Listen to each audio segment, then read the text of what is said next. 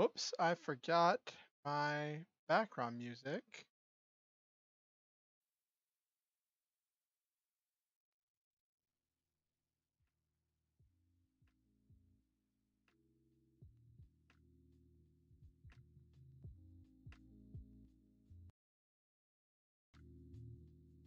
There we go. All right, got the background music pumping.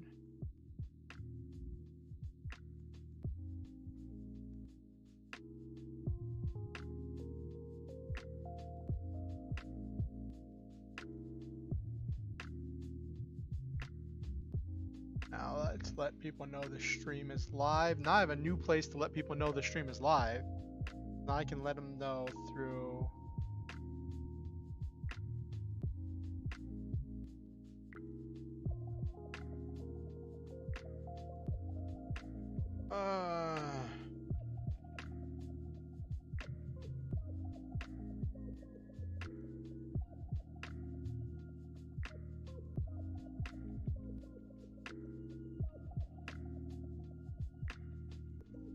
I'm not gonna let people know the stream is live.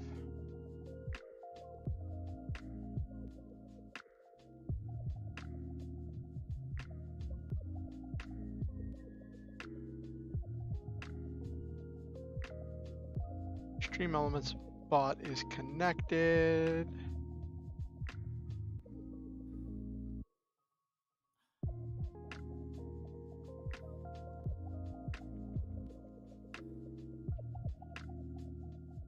That was not the button I wanted to move.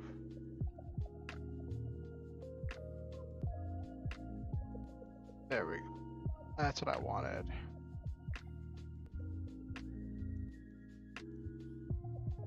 All right. Now, Okusen, what are you talking about? I don't know if you're even in chat anymore, Okusen. You seem to love like coming into the pre-chat, the pre-stream chat and saying weird copy pastas. I love it. It's so funny.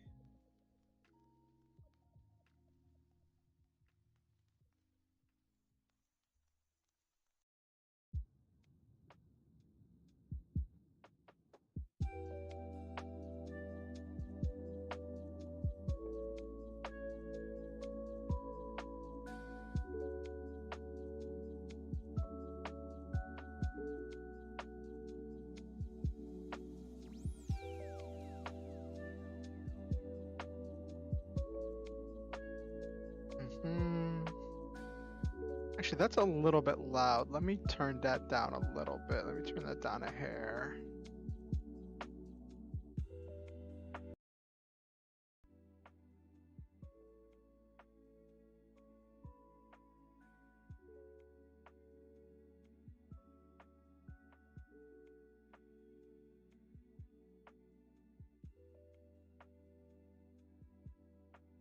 At some point tonight, I need to like, I need to show you all what the Lofi Girl stream looks like because they have a special Halloween image that's different from the normal image and it just looks so adorable. Oh, I need... first, let me silent. Actually, let me close this.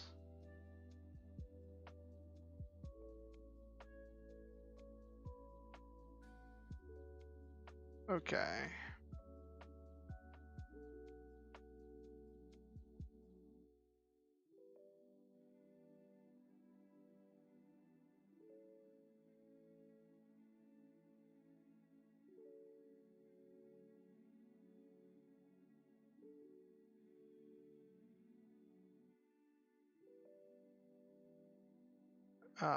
I'm gonna take the plunge. I'm gonna let people know on my personal Facebook that I'm streaming on YouTube right now.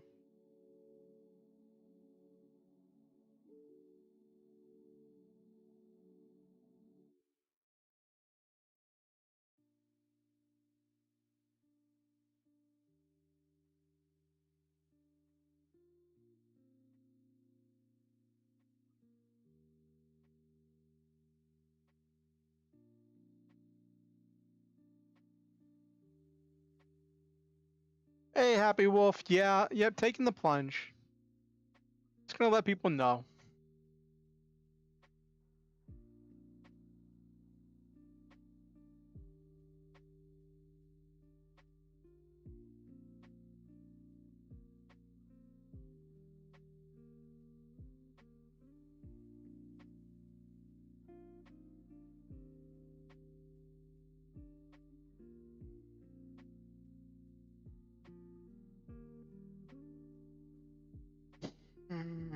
Okay. Yep. How are you doing, Happy Wolf? After the impromptu German lesson the other day. That's a funny story we gotta tell to chat.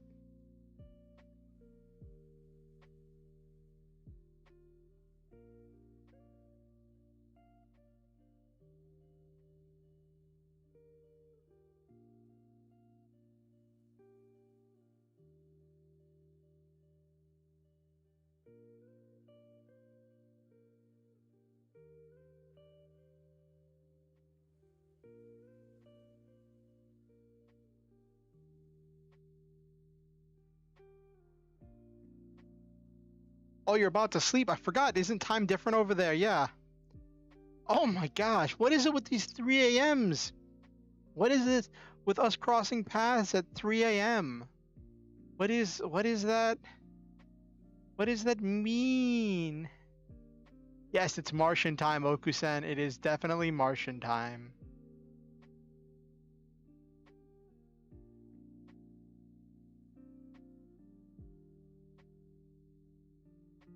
Yes, it's always 3 a.m. It is eternally 3 a.m. somewhere. Not literally, but that would be really cool.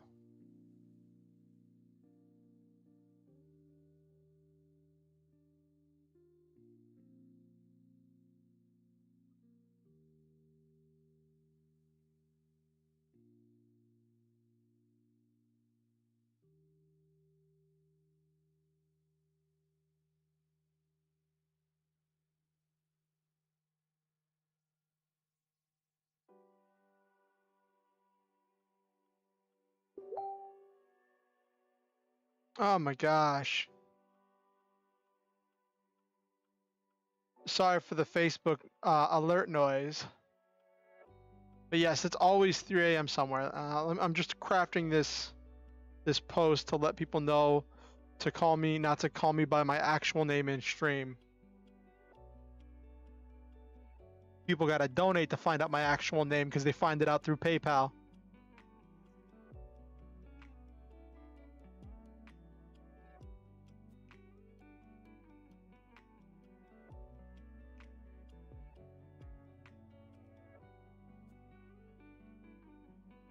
Yes, I know. So for audio, I stream the Lofi Girl stream because that's safe for streaming. But because of how the plugin works, it grabs all the sounds from Chrome. Oh my gosh. I didn't expect to still be here. Hold on. Okay.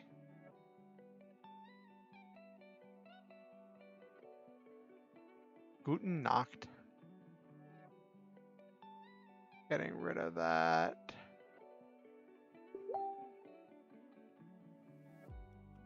Okay. All right. There we go. No more things, because the group chat I was in started popping off, and I didn't silence it because no one had been talking in it for hours. So I just posted there, posted there, posted there. Now let me post here.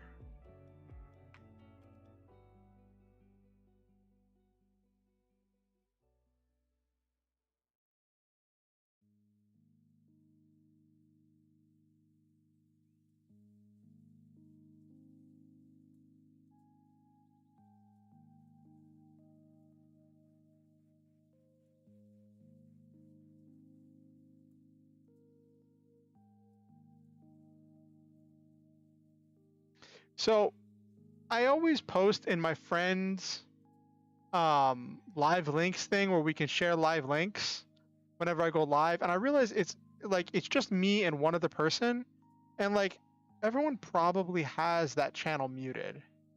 So I'm probably gonna stop doing it at some point, but okay, here we go.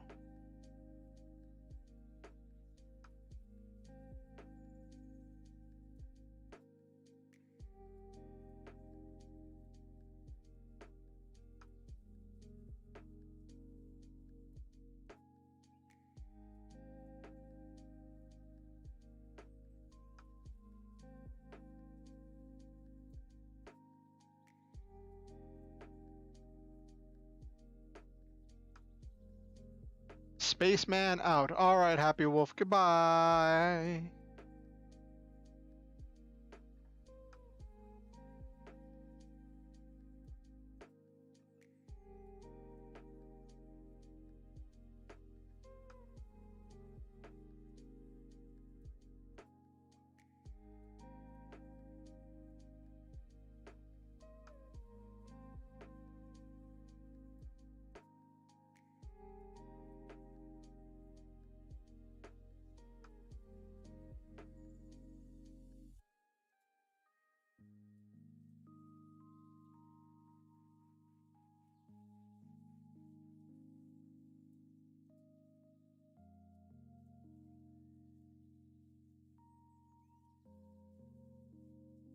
Okay.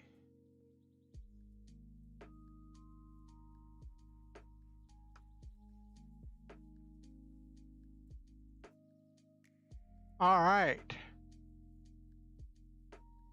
So now I've made my community post letting people know that I'm live. I probably should start making community posts earlier, like with a lead in to give it time to spread around, because this is only going to reach a limited number of people. So I just realized that doing the community post as I go live is, especially for a 3-hour stream, is not gonna get a lot of stuff out there. So I need to do the community post with maybe a couple hours lead in time. So I'll probably do it earlier, like middle of the day on Monday, to give it time to get circulated through the YouTubes.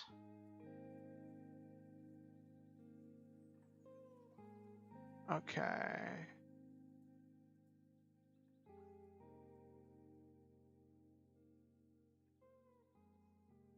That's the idea.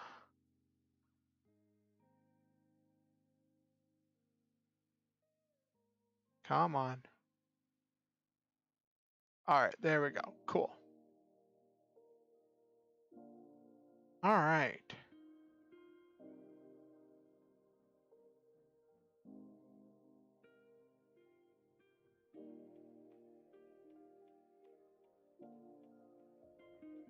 Ooh, cool.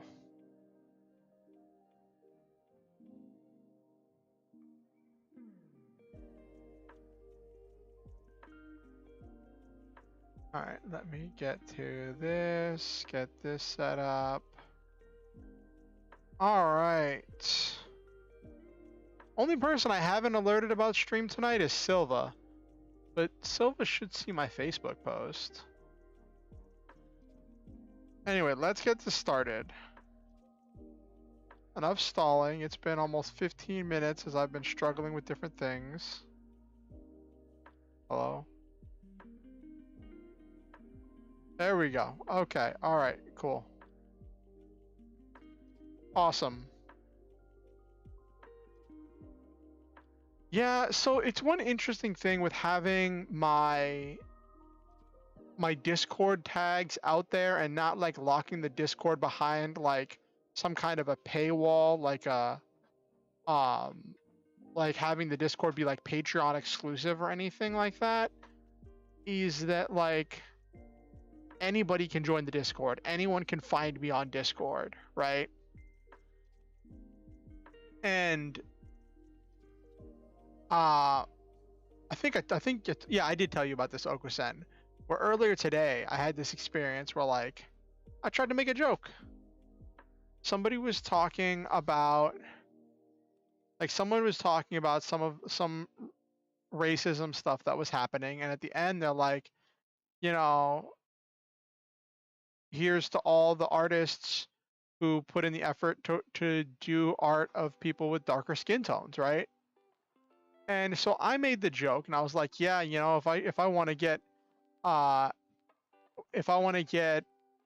artist to make my model, I should probably start looking now, with the unsaid kind of reference being that I'm not going to need it for a while, but I should start looking now because it's going to take that long.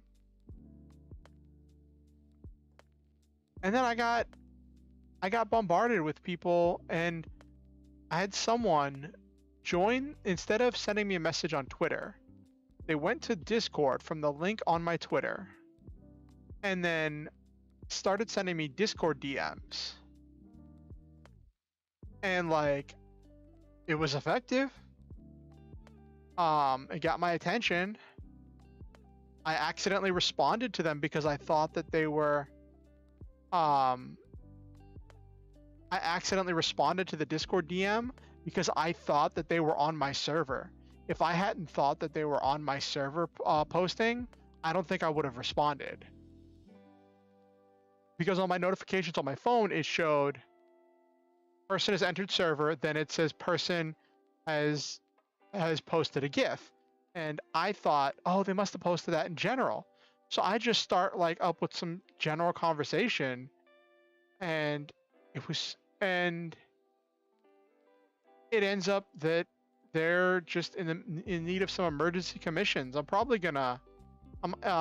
ended up commissioning them for a small art piece. Once I get that, depending on if I like it or not, I'll probably share it and shout them out. Unless it was all a scam, and it could have all been a scam, but like, it was a really good scam. All right. Let me ping.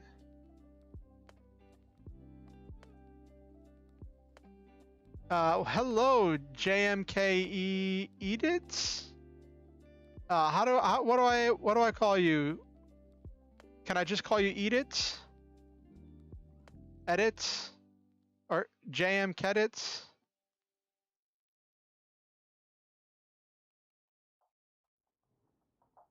JMK? Alright. Well, welcome into the stream. I'm actually curious how you found my stream.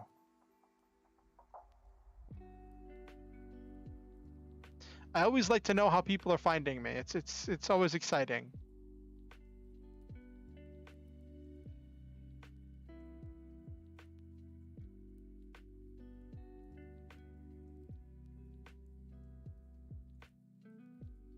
And also, how was your day? How was your week? Did you accomplish your goals for the week? Did you get done? Oh, okay, now my phone's going off. All right, silencing phone. Did you get done the things that you'd set out? Yes, we always like to welcome new people. And I always like to encourage people to push towards achieving their goals. So I'm just curious, did you make big steps towards your goals this week, JMK?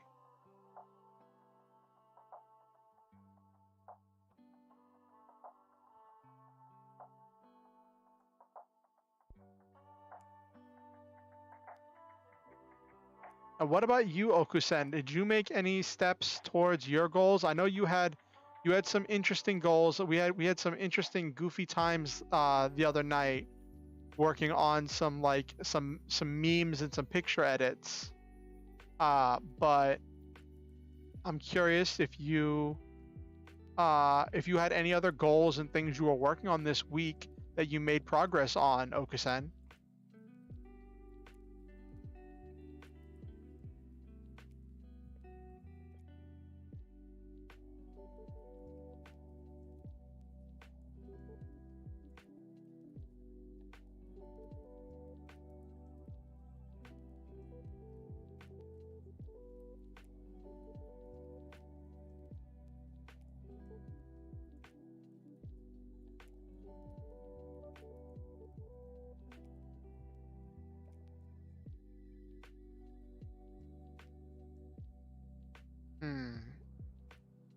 All right, so it's funny because like you say you haven't done much, Okusen?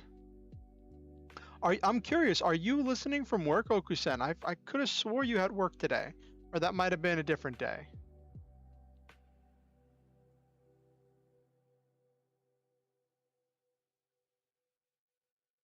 Wrong button.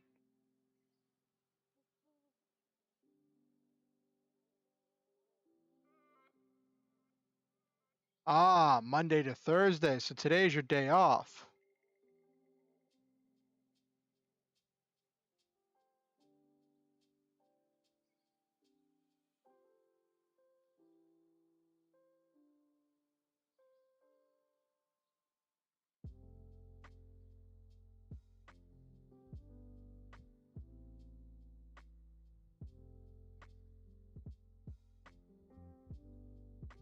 Ah. Ah, so today's your day off. So what did you like? Did you do anything besides be like the chauffeur on your day off, or did you get a chance to rest? Was it a decent rest day for you?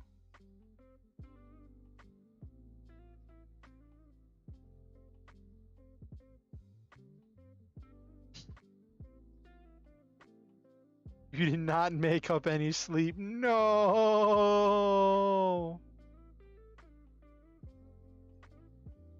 Oh no. Oh my god.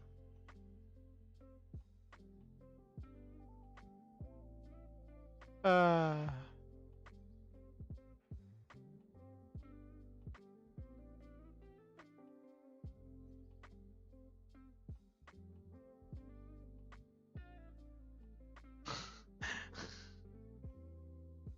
Maybe you got some sleep and you didn't notice somewhere in the middle there, Okusen. Hey Nabiru.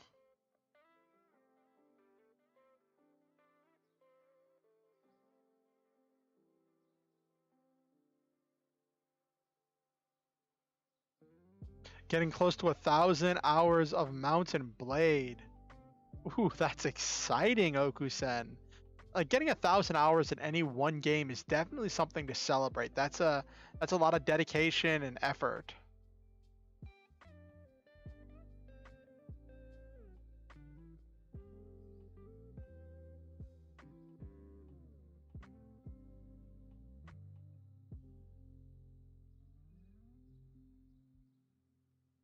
That's fun.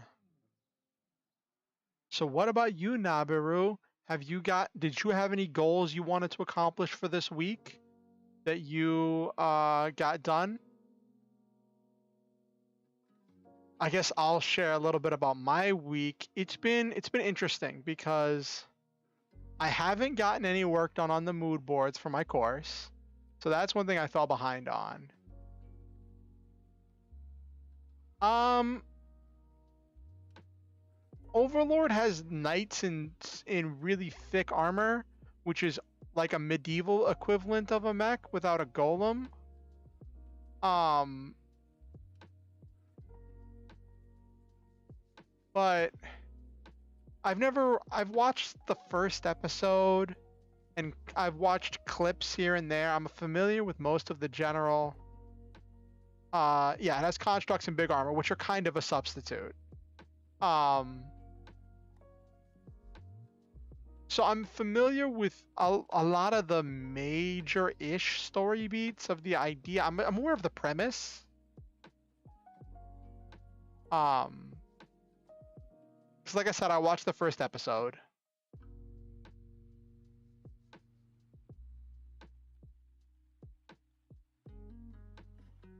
Mhm.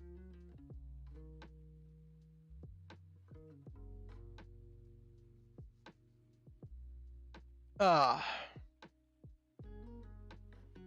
so I didn't get my I didn't get work done on the character creation course. I haven't gotten any work done on my I mostly watch anime. I finished a weird anime, Skeleton Knight in Another World. Feels like Overlord's main character if he had more it was more lawful. I love Skeleton Knight in Another World, and I'm currently reading the manga. Which reminds me, let me see if that updated. I haven't checked it in like a month. It's one of the tabs I keep open on my phone.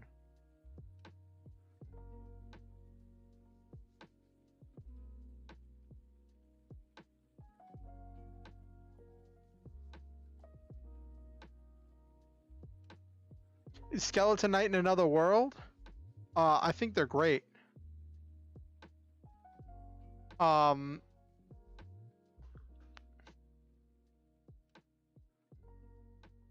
all right, no new chapters in Skeleton Knight in Another World.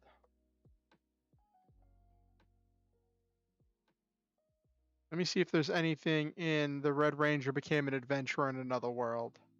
Those are the only two only two ongoing manga I currently keep up with. Nope. Have I told you all about that? the Red Ranger became an adventurer in another world.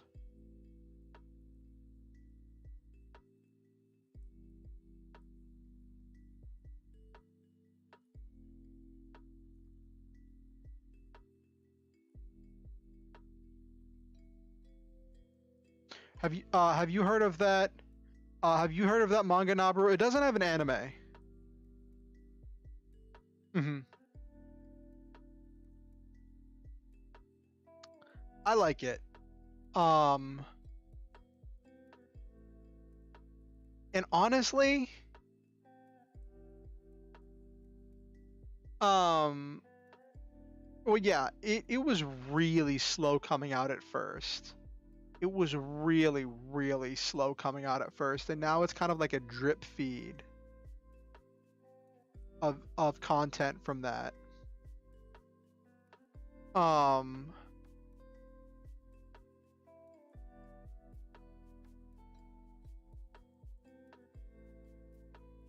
and it's kind of like, I guess, okay. I wish we had more content. No, it's fine, Nabiru.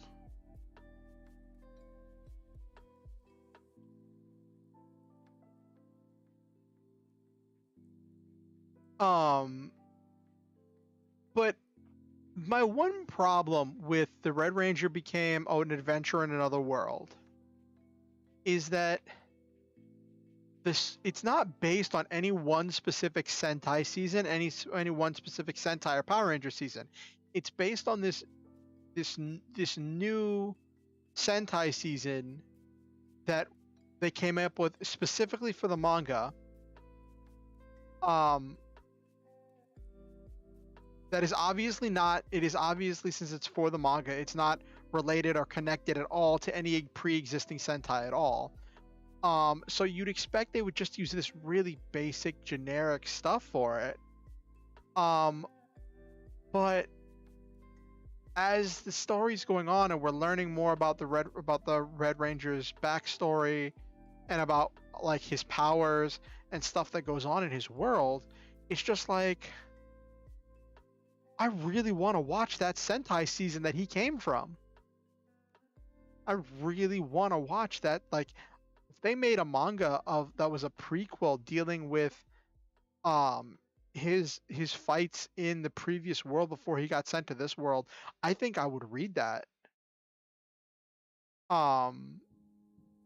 Their henshin devices are these little band-aids. And they draw power from the bonds of friendship between each other. And they're all about bonds tying people together like a band-aid holds the pieces of flesh together to heal into something more. And so even though he's without his friends or allies, he's able to form new bonds and new friendships with the adventuring party he eventually builds that eventually forms around him in order to power his weapons, his super attacks, and his Megazord. Because he does summon the fact that he can summon the entire Megazord by himself is hilarious. He just can't power it without enough people in the Megazord that have bonds together with each other. So like, he ends up dragging his entire adventuring party into the Megazord. It's hilarious. I remember when the first chapter got translated, I thought it was just going to be a parody one-off thing, right? Like, because the first like 1 or 2 chapters ended the story arc really well.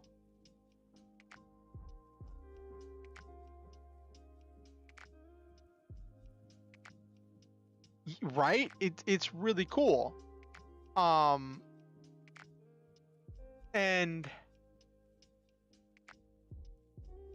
the first like 2 chapters ended the story arc really well, and I think that they were fully colored. At least the first translation I saw of them, I'm pretty sure were colored. Were they, or were they like partially colored? I know it was something special about them, and I don't know about other people. Oh, you're here to lurk, Silva? Okay. I need to get a lurk command. I'll have to put together a lurk command in Stream Elements, so that way people can go into lurk mode, can let me know they're here, but they're lurking. Are you? Yeah, I'm pretty sure Silva's probably doing another Final Fantasy 14 dungeon.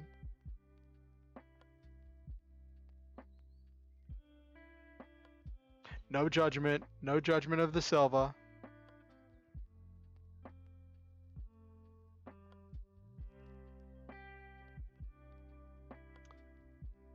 But yeah, then the chapters kept coming out. They're still trickling out. I think we're only on like chapter 16.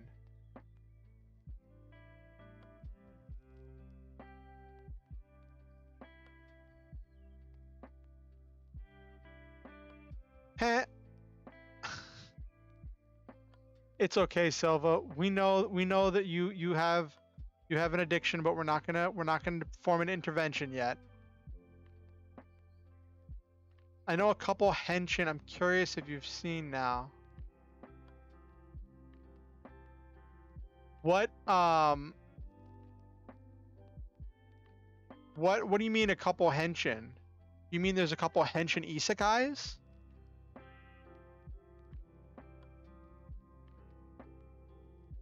The only one, like I said, the only two ongoing manga that I currently follow are Skeleton Knight. Oh, not isekai. So some henshin animes. Okay. Um, the only ongoing manga I follow are Skeleton Knight and Hero Santa Forma. Is that the one where like the Red Ranger is secretly dating one of the generals of the enemy of the bad guy army, and they have to balance trying to hold the relationship without either of them alerting their allies to the fact that they're dating? Is that the one you're talking about, Nabaru?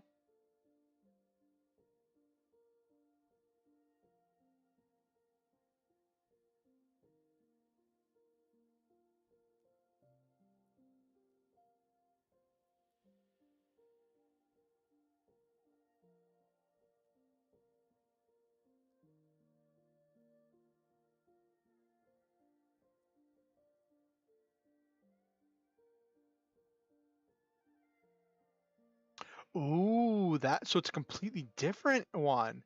Red Ranger's a girl, General is also a girl, must join forces and live together after General is fired and on the run, sort of.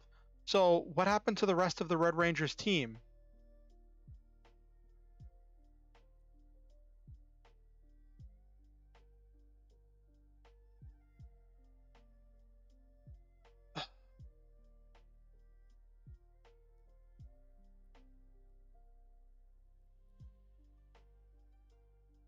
But also, so to what I was talking about before we got onto this anime tangent and manga tangent, I didn't get a lot of my goals done because she's a hero and henshins in a very Sentai rider style. So wouldn't she be more of a rider than a Red Ranger if she's a solo warrior who transforms with some kind of a henshin device? Because that's more of a rider thing. The villain also henshins. Okay. Because one of the key things of Power Rangers and Sentai is that there's a team. But so I didn't get a lot of stuff on my goals done, but I did try to get some writing done. I got a bit of writing done a couple days ago, and like I got a lot of stuff from my VTuber lore fleshed out. I did even more of that even after we had the stream where I worked on it. And I also got some writing done for my Lancer campaign in order to have things prepped, which I haven't had to do for a while, but I want to have a special session because it's going to be Halloween. So I got some work done for that. I'll probably finish that up after stream today.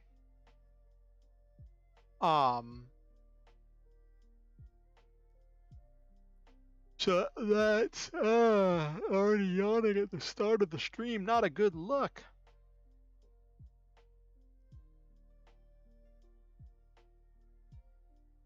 Anyway, Now that I have you all here, since it seems like we've got pretty much all the regulars coming in, I want to show you something else that I found. And it was funny because I was searching online for this, and then I found out that it already existed. Um, and I'll just show you.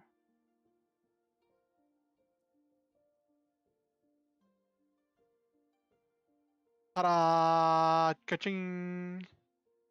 So I have glasses. And I wanted my avatar to have glasses because I just wanted something else on my face. So it's funny, I downloaded a texture for glasses, right? And then I was trying to figure out where to insert them, and I found out that Vroid Studio already had glasses installed. Already had them. They were already installed. I didn't have to do anything. It's hilarious. It's absolutely hilarious.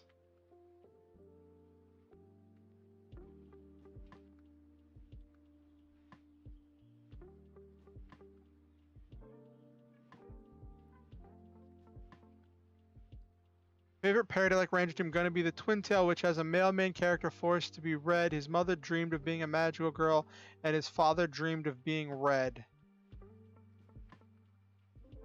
That's weird, but okay. But yeah. Ta-da! Which reminds me, there's something else I wanted to try.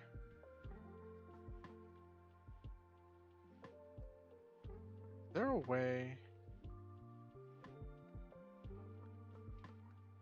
What, where I push up my glasses and the glasses gleam? No. That's not a preset, and I don't know how to rig things. I'm just operating on preset animations right now. And like I was mentioning, I don't know if you were here yet when I mentioned this, Nabiru. I made a joke about needing an artist. I made a joke on Twitter because someone was making a comment on some racism that happened, and then they ended their tweet with talking about how, kudos and congratulations and stuff to all the artists who draw dark-skinned models and characters and do it really well. And I made a joke that like, oh, if I need to find, if I need to find an artist that does dark skin well that I can afford, I should start looking now, with the implication that I won't need them for a long time, but I should start looking now because it's going to take time. So I did not clearly flesh that out, and I paid the price for it. I got bombarded with requests from GFX bots that wanted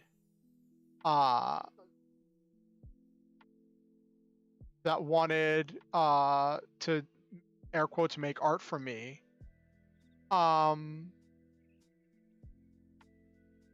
which was not super great. And one of them did this really smart move where instead of following me and DMing me on Twitter, they joined my Discord, found my Discord, and hopped in my Discord DMs. And I responded because I thought that they were posting in the Discord. So I was like, oh, someone's posting in Discord. And I responded, and then they kind of got me with the sob story. And at the end of it, I was like, okay, you know what? You're practically begging for me to give you a $5 commission. Give me, I showed him a picture of my avatar, and I was like, give me a quick sketch of this, but with glasses. Because I haven't gotten a new image for my logo that has glasses on it yet. So I was like, just give me this with thick rimmed glasses and a quick sketch. I sent him $5. I ended up paying like 99 cents in fees to send it to him. So it came out to like $6. But I was like, you know what, if they're begging this much for $5, whatever. That's just one day that I'm not getting French fries. You know. Um, which I shouldn't be eating out anyway. There's too much salt in that. But it's nice to have a treat, and it's also good to have backup stuff. But if it comes to actually having some decent art, I'd say it was $5 well spent, even if it's only a sketch, which they still haven't gotten back to me. They said they'd have it back to me soon.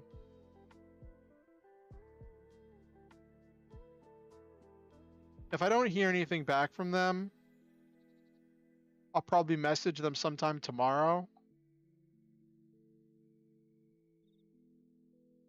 I'm checking my Twitter messages now.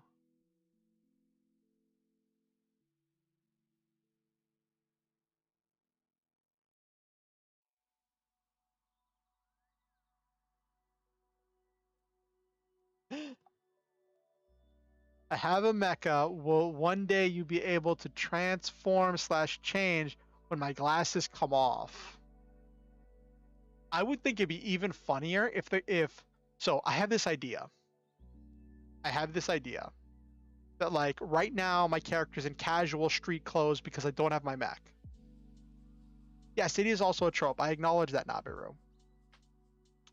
So right now I'm in this casual clothes and I'm on a quest to find my giant robot, right? Which is what I call saving up to get an artist to actually draw my mech. I'm thinking I might go whole hog here and see if I can get an artist to do a get an artist to do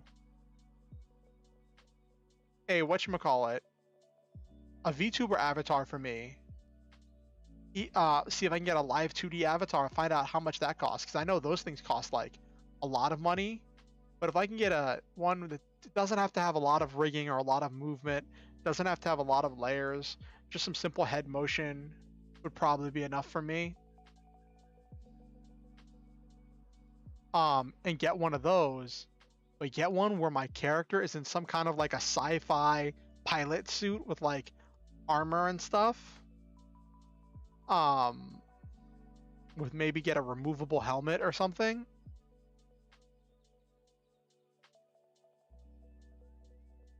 And then have my glasses be part of my helmet. Have like a visor on the helmet. So then it'll be funny because it's like I got my mech and I got my mech suit, my pilot suit.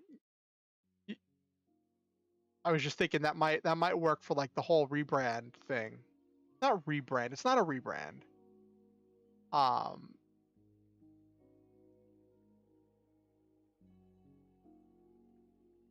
So I might reach out. Well, I did reach out to the person, Siren, who they made my banner and my logo. I might reach out to them and see if I can commission them to make me an updated logo. Find out what it would cost to hire them to make me well, I don't know. I think they're. Let me check. Let me check Instagram.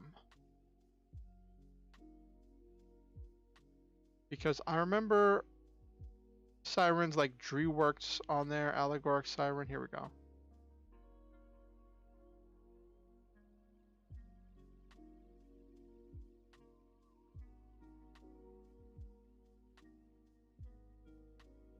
It's not what I wanted.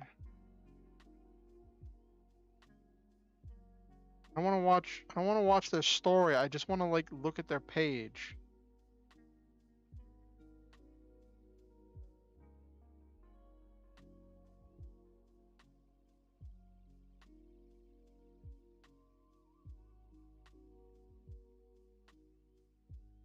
Let's see if they have any commissions open. Nope, commissions closed.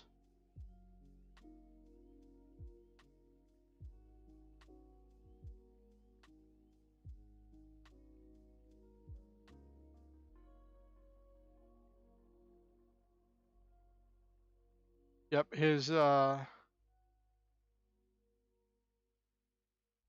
commissions are closed. I might reach out to them and be like, hey, I know your commissions are closed. but what would it take for me to? I don't know. That's kind of rude to ask someone who says their commissions are closed. Like to ask and be like, "Hey, we have history. Can you open your commissions for me?" Like, that feels kind of icky. You know what I mean?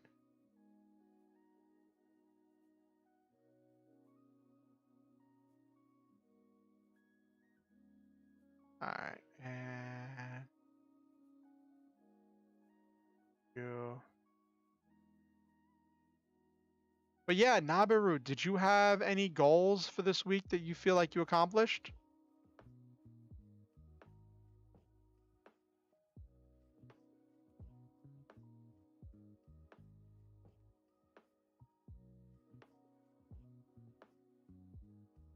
Oh no, you might hear my. Okay, great. Not particularly. You weren't working on any quizzes this week.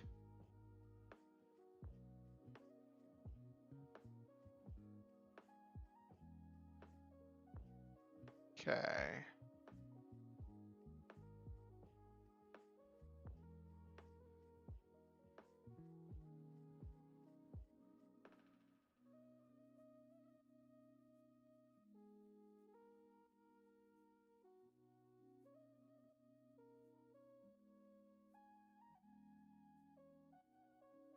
All right. Basically finished my Yu-Gi-Oh! Alt World ideas, some custom cards. I may use in it, but that's something you're always doing. Well, the thing is, you can have if even if it's something you're doing consistently, you can have small goals. It's always nice. It's nice and important to be able to celebrate the small victories because those small victories add up, and that shows a pattern of success that can carry you through really hard times.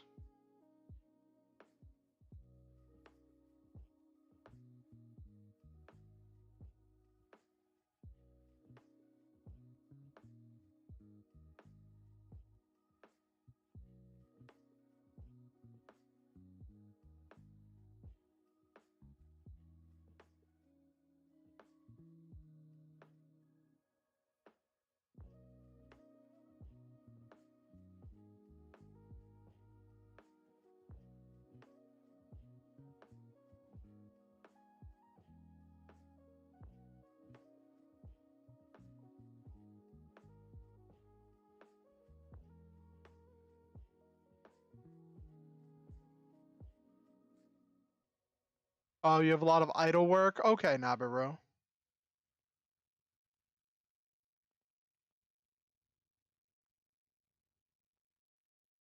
AVG uh the AVG security thing just popped up as like you have tracking cookies on your PC, and I'm like, I'm aware of the fact that I have tracking cookies on my PC, but I'm not going to give you money to fix that. If they want to track what websites I go to, that's on them.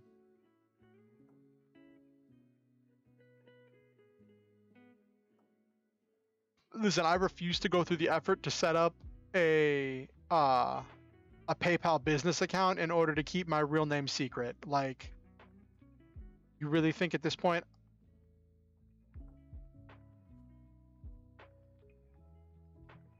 Sesame cookie in game and the item description is great. Tales of a blue monster who greedily devours these baked delights have frightened children across the realm for generations. Well, that's something.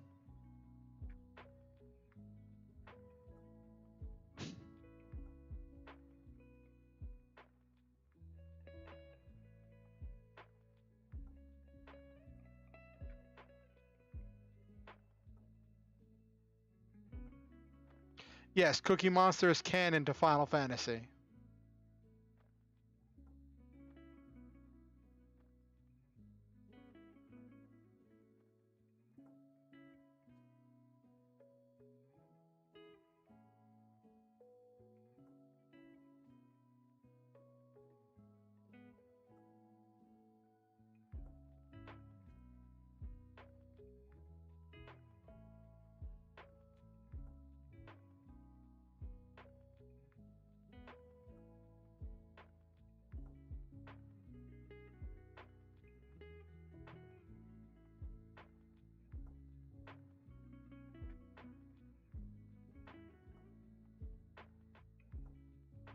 But yes, I guess Cookie Monster is canon to Final Fantasy.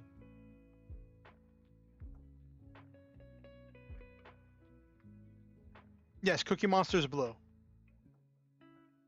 Have you never seen Cookie Monster, Nabiru?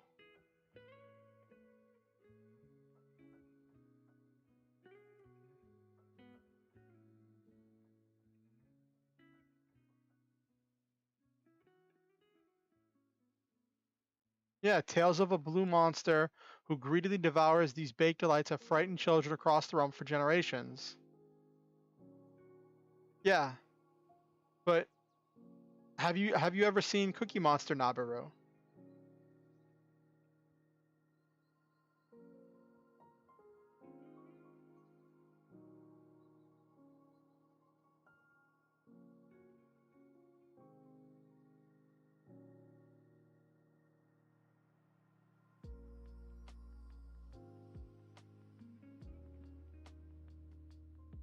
Okay. Well, I mean, I don't know where you're from. Different cultures might have like different childhood experiences. I never want to make assumptions about someone's experiences because like as soon as I start making assumptions that everybody went through the same experiences I do, that's when I start making unnecessary generalizations and I start like reducing the size of the world when we live in this really big world and I want my mind to try to be ready to grasp that big world.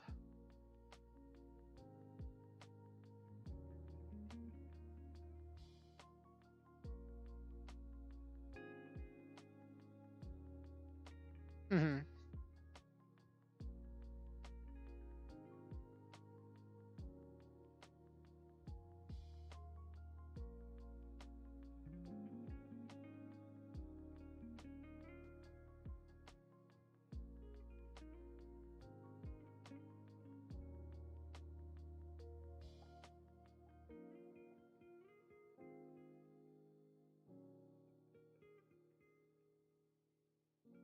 Anyway, we've been wandering around for a little bit.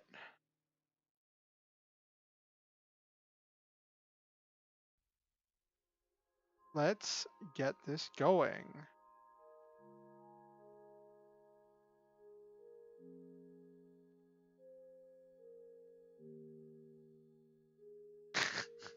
The age of metal playground equipment. Oh my goodness. Did you ever have one of those slides that like burnt you on the way down? One of those like metal slides that burnt you all the way down? Because somebody thought having children slide down a flat sheet of metal that's been in the sun all day was a good idea.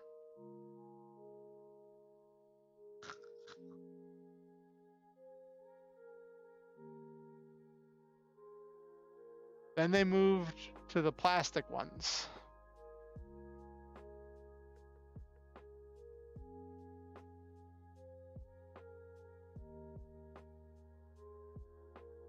Yep. Or you could all stand around and run around in circles.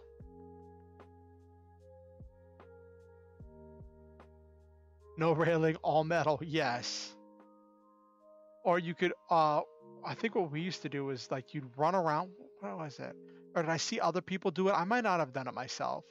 Where you grab it and then you all run around speeding up the thing and then you jump onto the merry-go-round after you get it going a certain speed and then you ride it hanging onto the poles for dear life.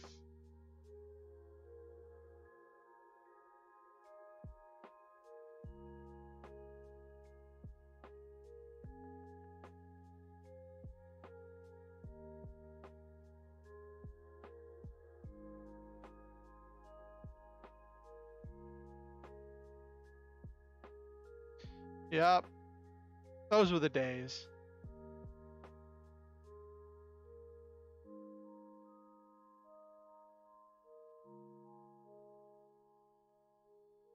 Geez, talking about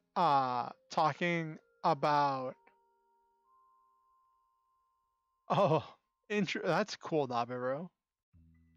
Talking about playgrounds made me think when I was a kid, I used to take my action figures and um I would take plastic bags like grocery bags and I would hook the handles of the grocery bags underneath the arms of the action figures and I would go to uh the top of the jungle gym playground thingy, right? And I would throw them off so it would be like they were parachuting down to me. I think my mom would be like standing down below and like grab them and hand them back to me.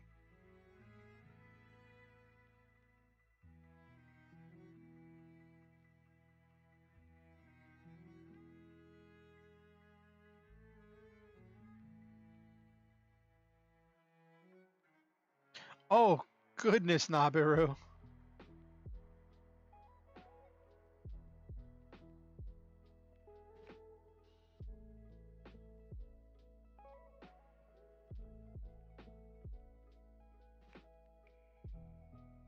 Did you ever do the thing where you like lick a pole and your tongue gets stuck to the pole? Like I've heard about that, but I didn't grow up in a snowy place. I grew up in South Florida. And like by the time I lived in a cold place like Baltimore, I knew better than to do that. How bad was it for them to get their tongue off? Did it like rip off the skin on their tongue?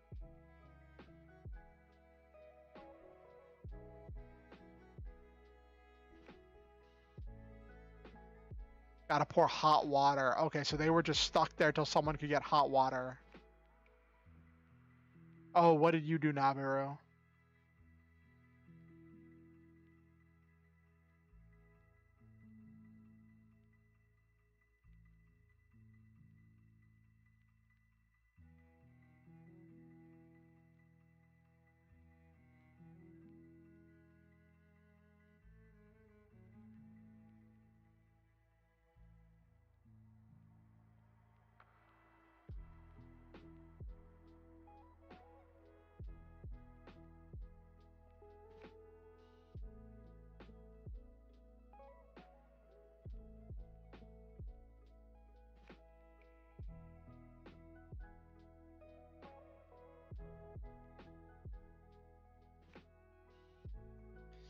Fell through half frozen pond up to my waist, no permanent physical damage. Oh, that sounds horrible, Nabiru.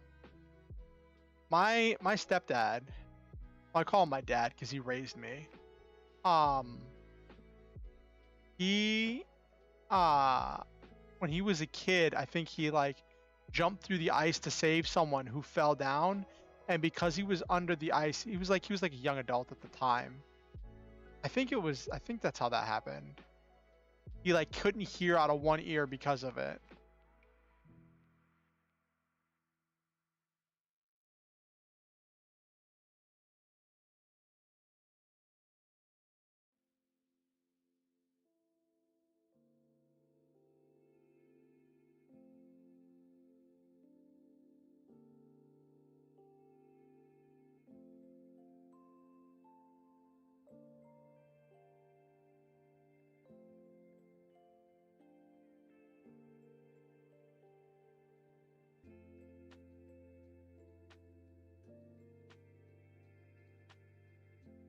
Yes, it's just different type of dumb. Like children never change. Children are always going to be.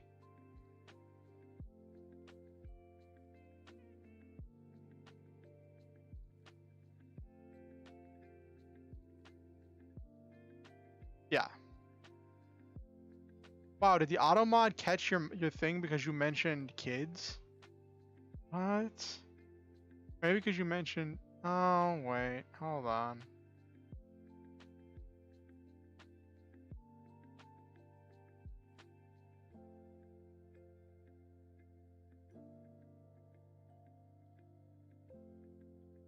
Hold up.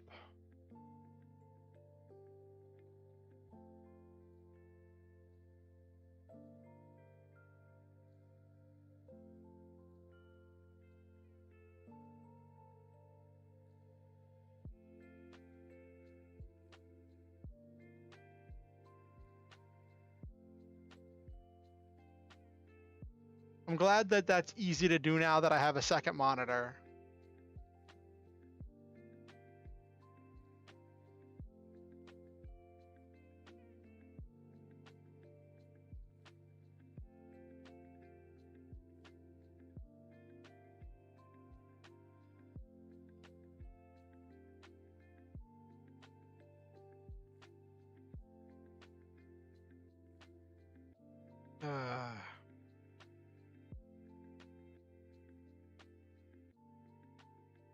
All right, so what were you talking about? The bot, Silva? Is that what you were talking about?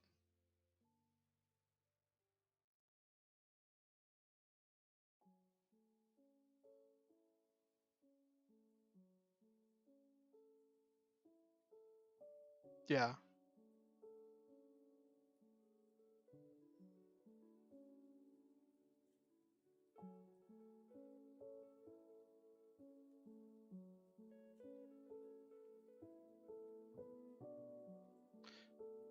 So if I if we're gonna hopefully have more people and we'll probably be attracting more bots, I may need to make some people moderators. In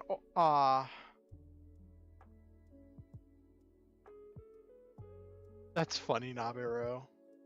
It's fun. Well, I mean, you like contrary things. You like contradictory things. So it would stand to reason that you yourself would be a contradictory thing.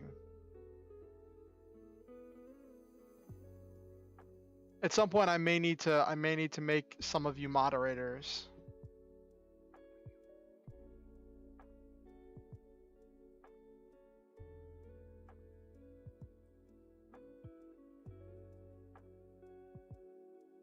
Legendary warriors. Yes, the internet is fairly new.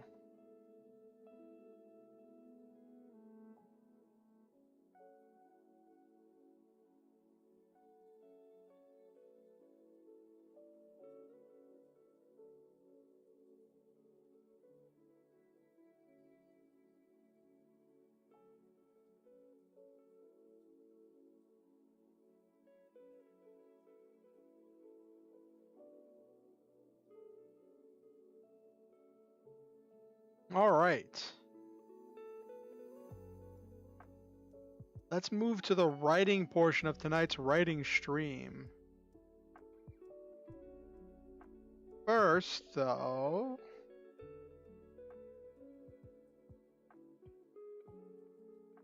I want to show you all something really quick.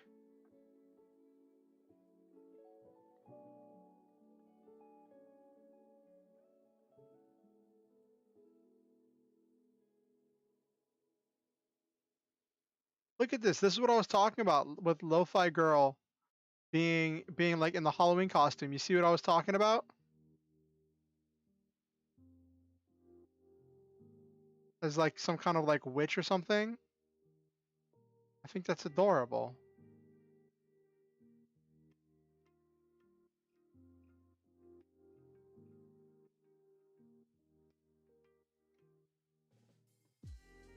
Let me check what my current word count is. 33,870 is the current word count.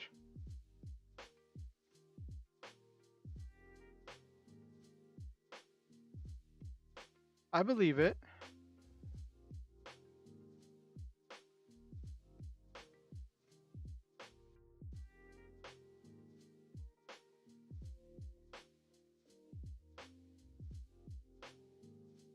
Oh, and you missed it, Nabaru. Earlier, when I was first starting the stream, I decided to be a little bit brave, and I posted about the stream on my personal Facebook because some members of my family had expressed interest in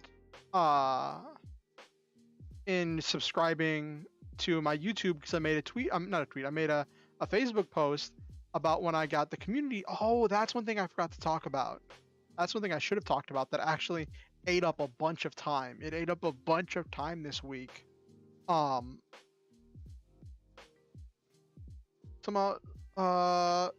lo-fi The pop girl is popular despite being technically a single image. Well, no, now it's an animation.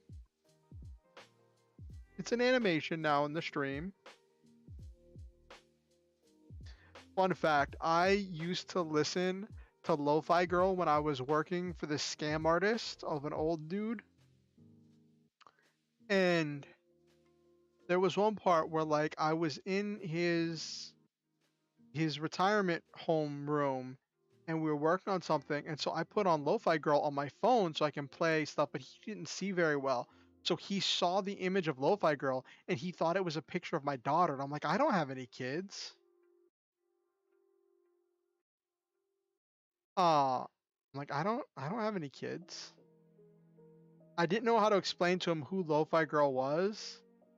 So I just like, no, that's I don't even know. I don't even remember what I said. That was so long ago. That was another lifetime for me.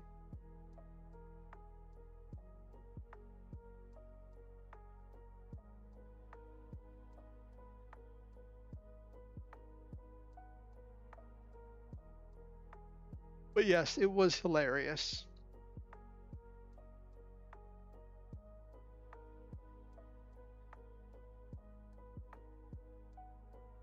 Oh, and to answer your question earlier, Nabiru, you asked if I could have like superpowers or like transform into a super mode when I take my glasses off.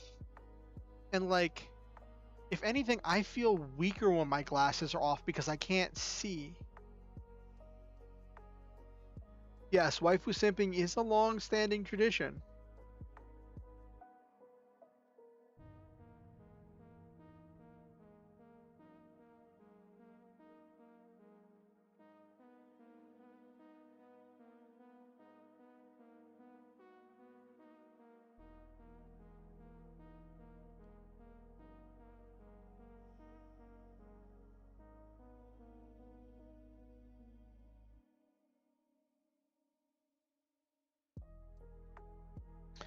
And also, so earlier this week, right, I was doing some research on how to grow my YouTube channel because I do actually want to grow. I do want to have more people. I do want to reach stuff. And I would love if this sometime became a career at some point, or at least some source of income. So hearing all this stuff about all the new features YouTube is going to be adding for live streamers, right? I was like, let's see what I can find. And I saw one thing that said about using community posts to grow your brand and to reach new people, right? um and I was like, well, I can't do that. I'm like, well, I wonder what I need to be at in order to get it. I didn't know if it had to be 1,000, because why would it be suggested on a push on a thing about reaching partner if you have to be partner to get community posts, right? And community posts are essentially like a social network equivalent thing for YouTube, where creators can post text or image posts about things to interact with their community. And YouTube will recommend the community posts to other people, even people outside of your community, even people you're not subscribed to. So it's a great way to get extra visibility, especially for someone like me who's not making shorts or regular content, since I'm just streaming. And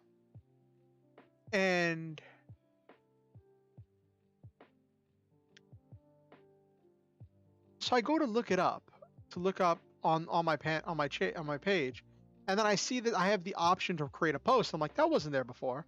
So I click on it thinking it's going to be one of those things where like I'm going to click on it and it's going to say this isn't active yet. You need to reach XYZ requirement before it becomes active. So that's what I'm expecting. That's what I'm expecting to happen, right? And then it takes me to the page and lets me start creating a post. And I'm like, what?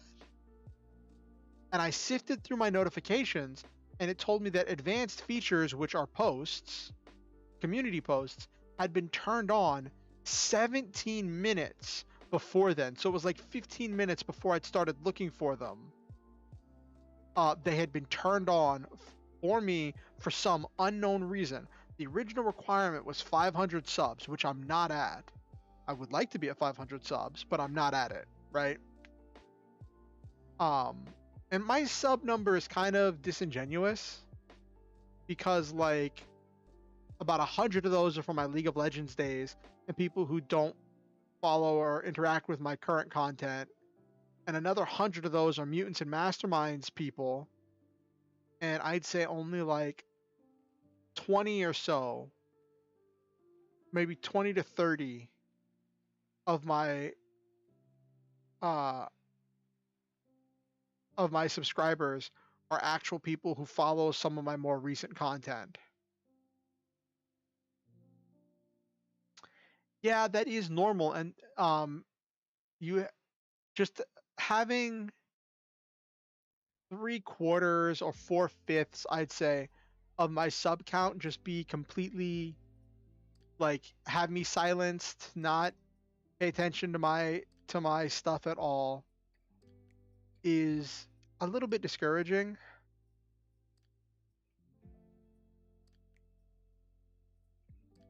Yeah,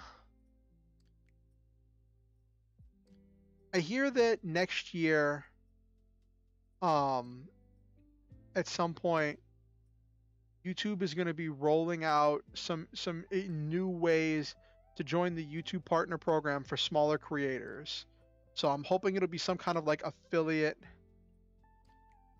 some kind of affiliate thing for small creators. Because like I have I have Twitch affiliates, so I could theoretically go back to Twitch.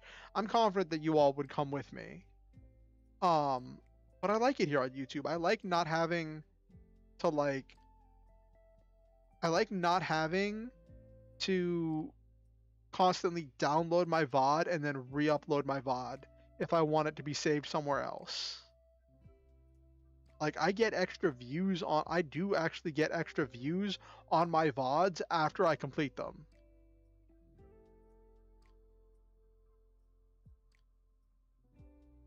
But yeah, so I was learning how community posts work and trying to figure out how to make more community posts. I'm probably going to be spamming those, probably going to do at least one of those a day moving forward. And I did a community post advertising that I was going live, but I realize if I want the community post to have time to be circulated, I need to do the community post way before I go live, which means I may need to start scheduling my streams more ahead of time. Um, and like schedule the streams early and then share the stream in a community post. But yeah, so that's what's been going on with me all week. That's been one of the big things and why I haven't really been hitting my goals. Like I've gotten some writing done, don't get me wrong, but it's nowhere near what I would have liked to get done.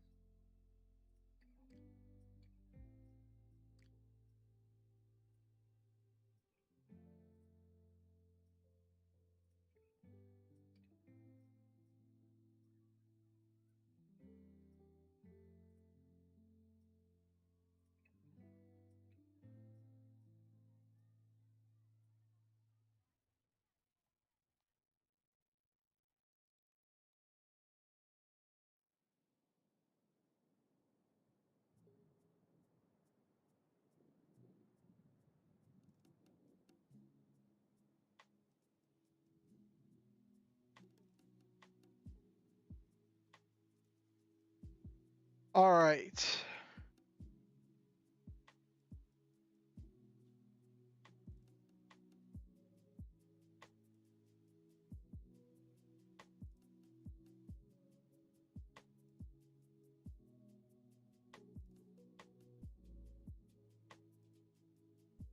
Just checking something real quick.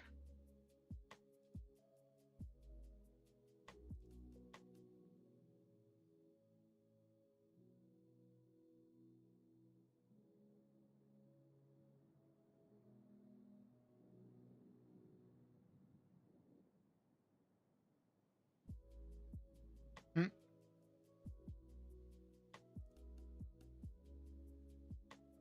I was just checking to see if that artist had messaged me the sketch. Like, I don't know how long it takes to do a sketch, but my money might have been gotten. I might have gotten, chat. I might have gotten.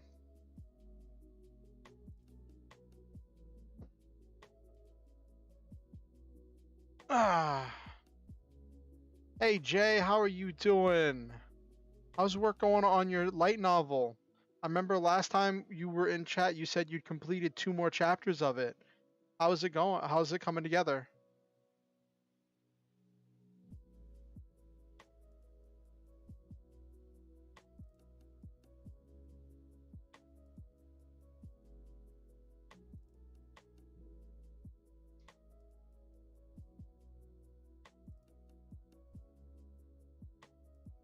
So let's talk about what's happening in the story right now.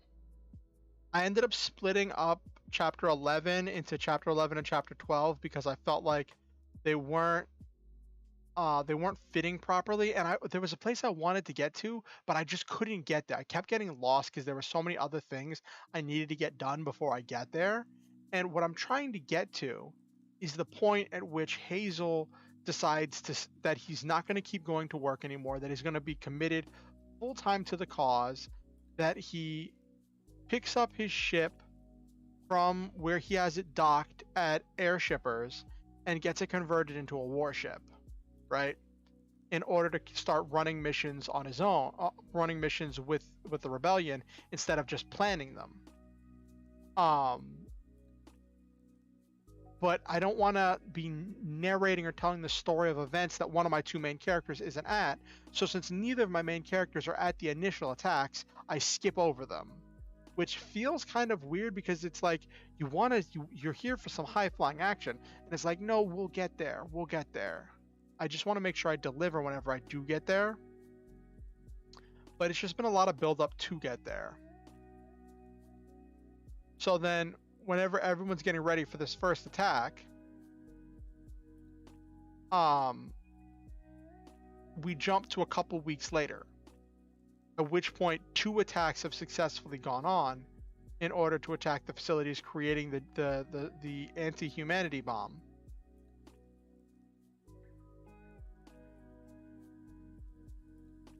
And this is telling the story of Grief Stormblood finally sitting down with one of the old people who's running Roja Crucius.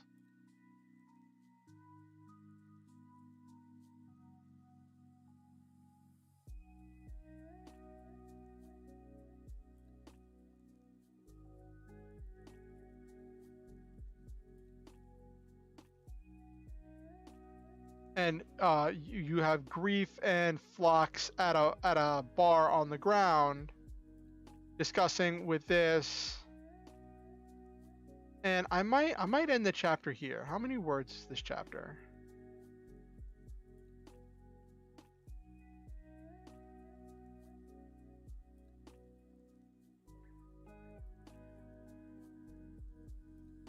I don't want to fluff my word count. It's 1,000 words. So it's really short. I might be able to flesh this out further when I come back for editing for the second draft.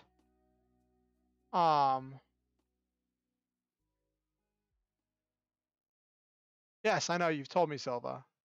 I just want to make sure that I've covered everything in the chapter, like if there's anything else that needs to be told from this character's perspective. If there's another scene that's relevant here.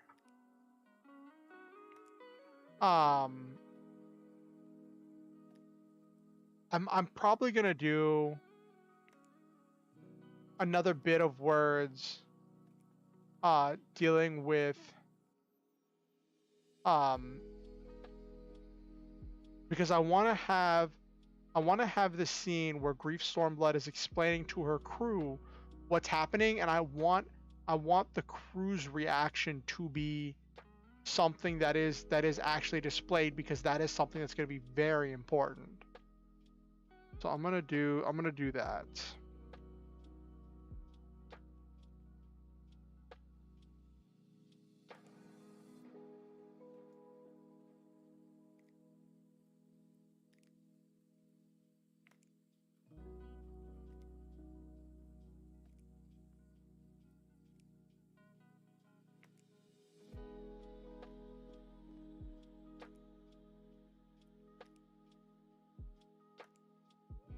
Okay, so we're gonna start with her and Domus giving her decree explaining what's happening.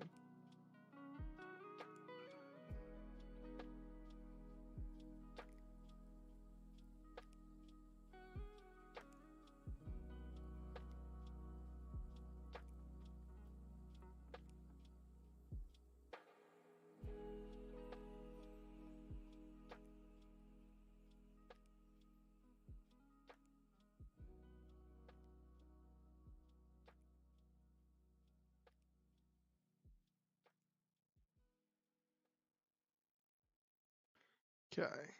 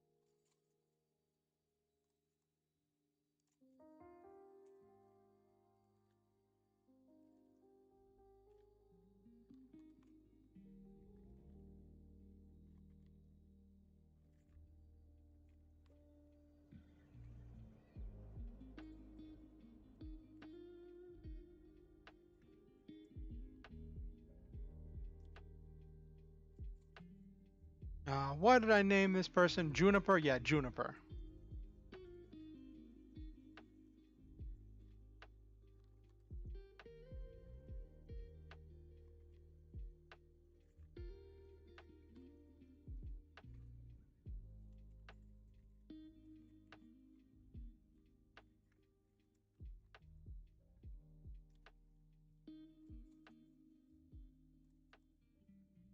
What did...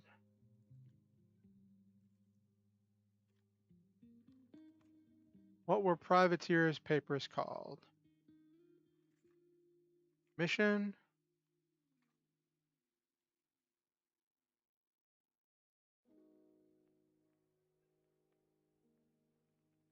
Letter of Marquis.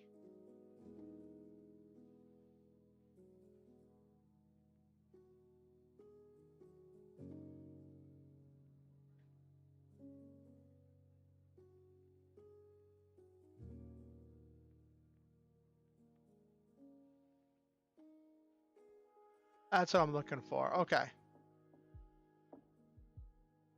So it's private person known as a privateer or corsair to attack and capture vessels of a nation at war with the issuer. After capturing the privateers, could bring the case of that prize before their own admiralty court for condemnation and transfer of ownership to the privateer. A letter of marquis and reprisal uh, would include permission to cross an international border to conduct a reprisal, take some action against an attack or injury, and was authorized by issuing jurisdiction to conduct reprisal operations outside its borders. Okay. So that's what they have is a letter of marquis. Okay.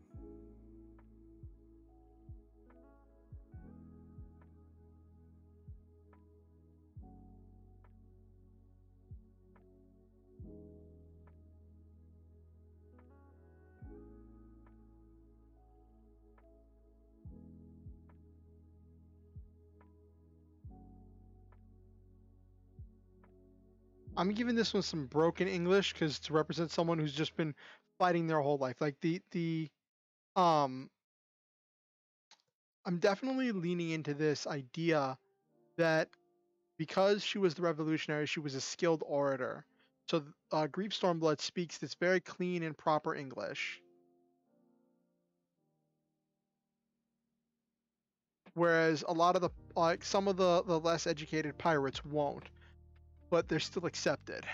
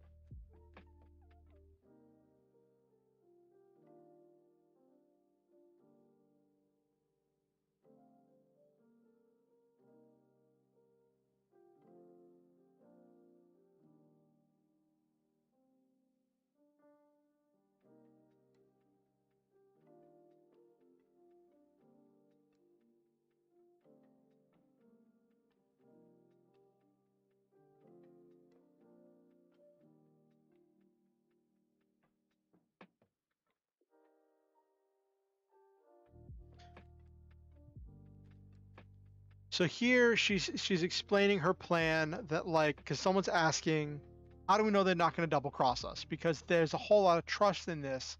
Like they're going to be doing all this work, putting themselves on the line. What do they have? What guarantee do they have?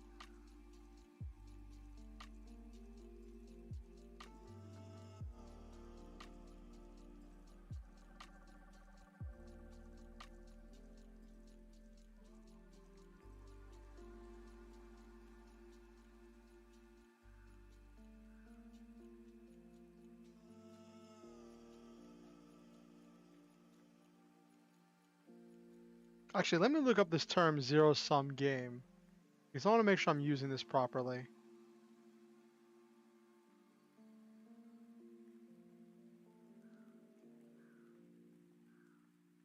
Mm.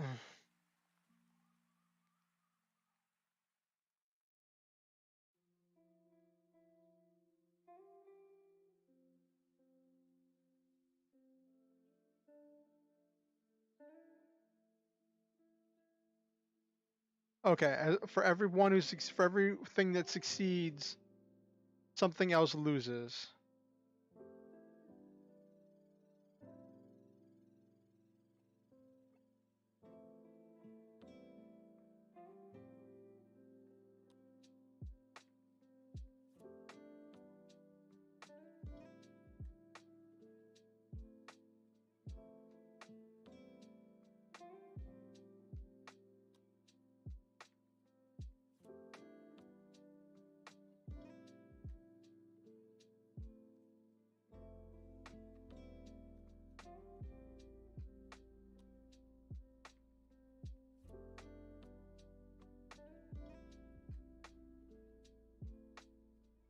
I'm not sure if this suits properly. So zero-sum game just means for every person, uh, for every success, there is also a failure.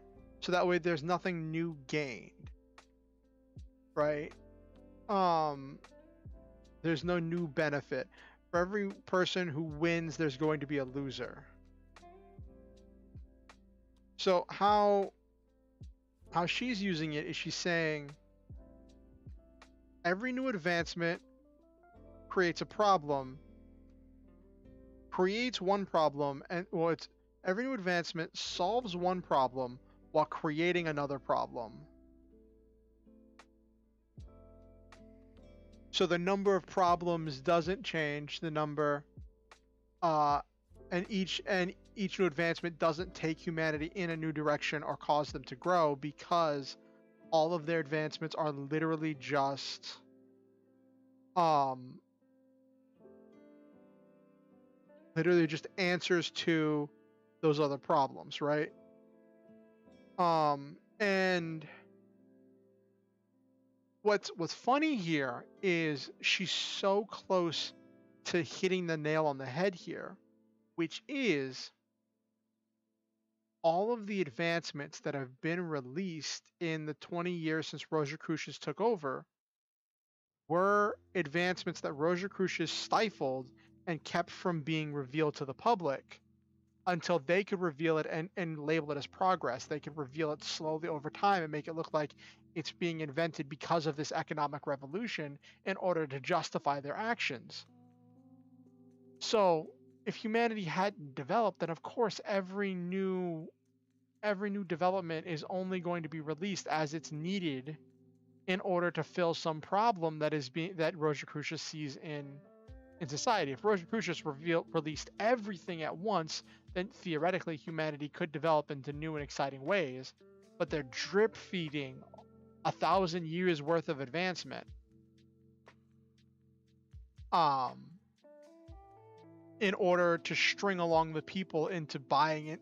Ooh, that's actually something good. Let me get that on my notes. Hold on. We got something good here. Hold on.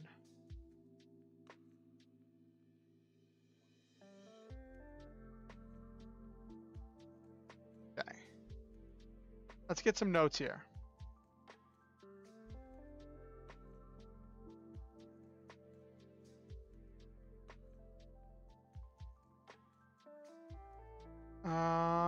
Let me see here.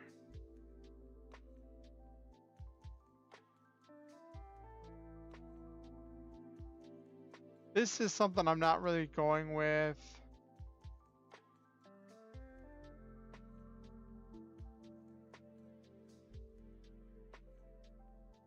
This gave me an idea to go in a different direction that I like better.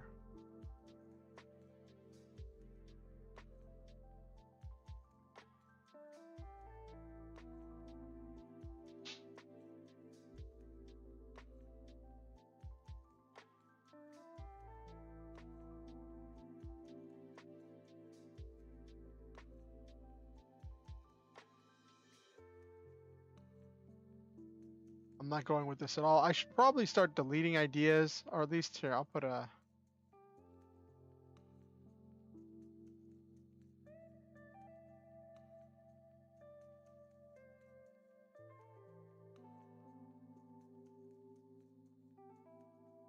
Mm,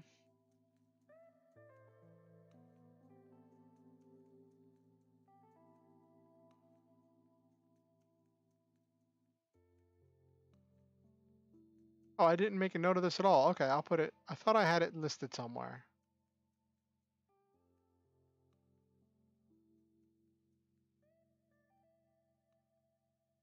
I'll put it right here. I'll just put an X because I'm changing this up. Could have swore I made notes about this.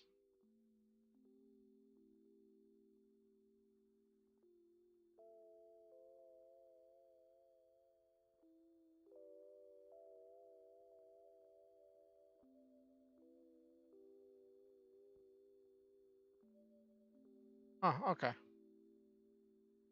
All right, I guess I didn't. Okay.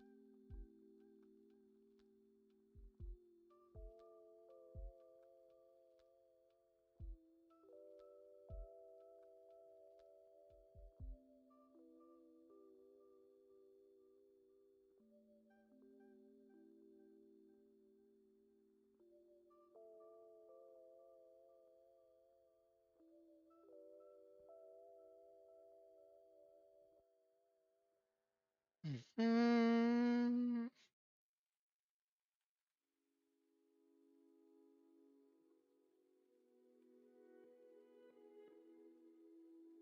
okay. So what I'm making note of here is an idea, an idea shift I'm having, right? Which is a shift of why they're making the bomb. Originally, I'd said it was because they couldn't stand the social structure, right? And I'm gonna say that that whole thing about they're tired of fighting with people to institute new policies and to fight with people's expectations and tired of dealing with the rebels and all of that is what the rebels believe. But the true answer is going to be something maybe a little bit more sinister.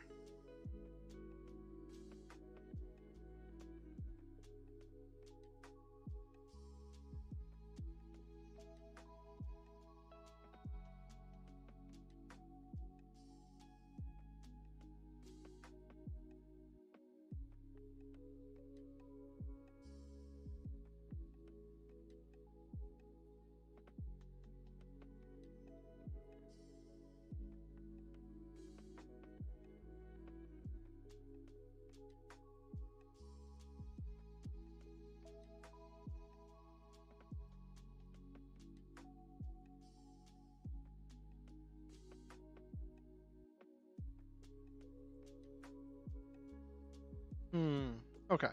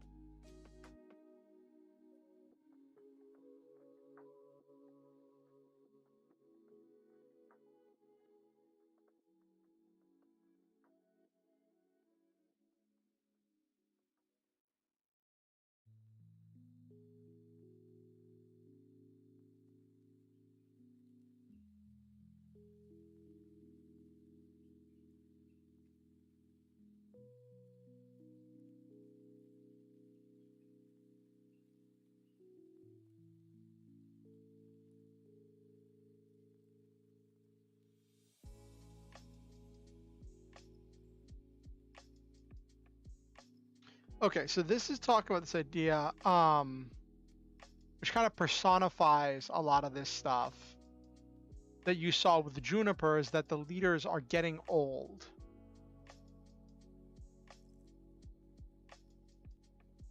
And they don't want to die.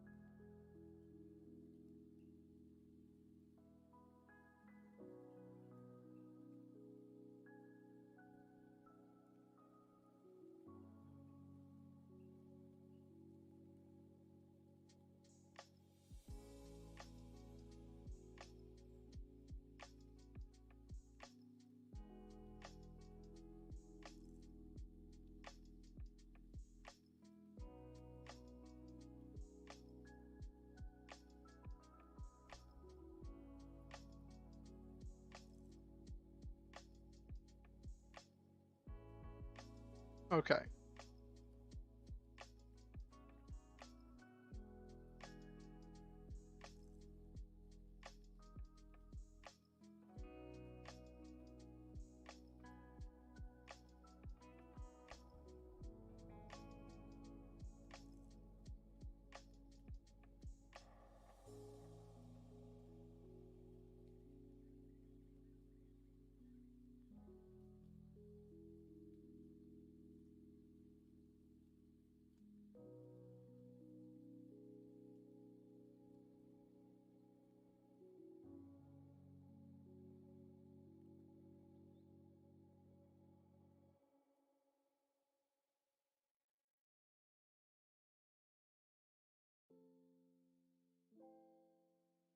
Wipe the world clean of anyone who might question the sudden release of all new technologies.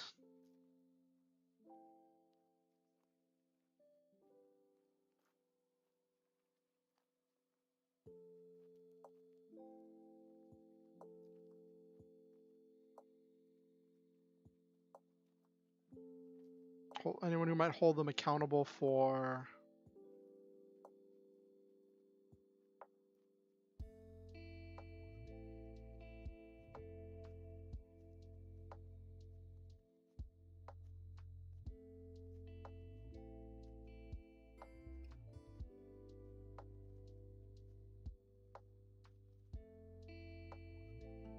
Okay.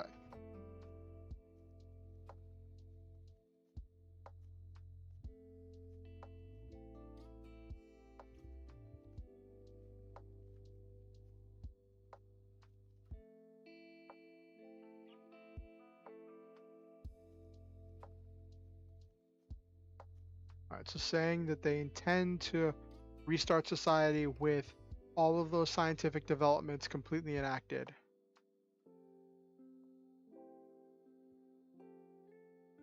Give me 1 second. I'll be right back.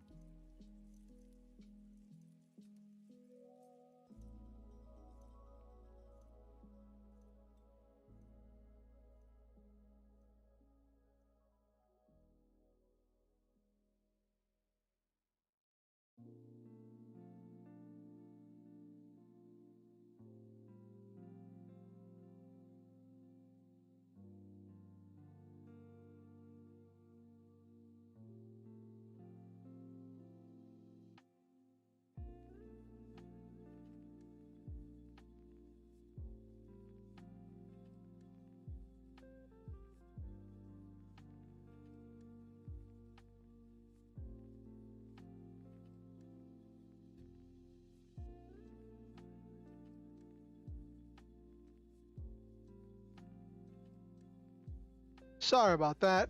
My roommate just needed to talk to me about. Oh, am I having connection issues right now? Am I dropping frames? I am dropping frames. What did I do? What's happening? All right, looks like things finally smoothed back up. Okay.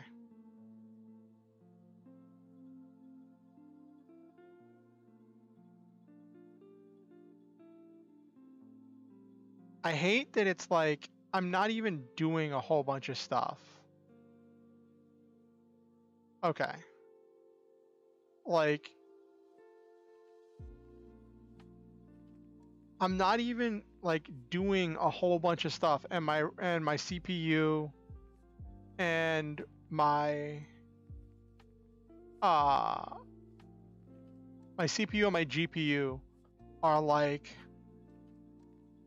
they're not overheating, but they're definitely warm. They're higher than like they're at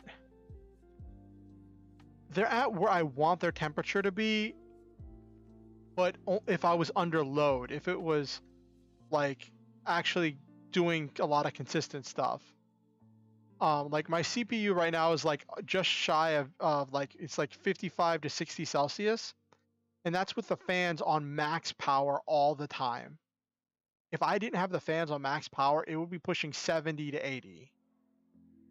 Like like it would be going between the high 60s and like the mid 70s, which is not where I want it to be when I'm not even running a game.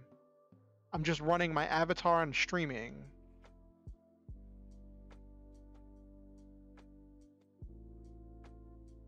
Anyway, I got distracted. I was taking notes.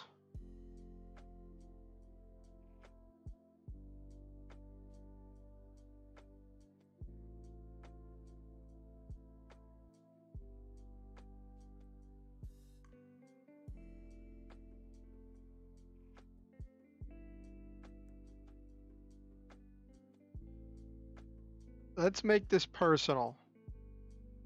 Let's personify this. We'll say Juniper is the leader.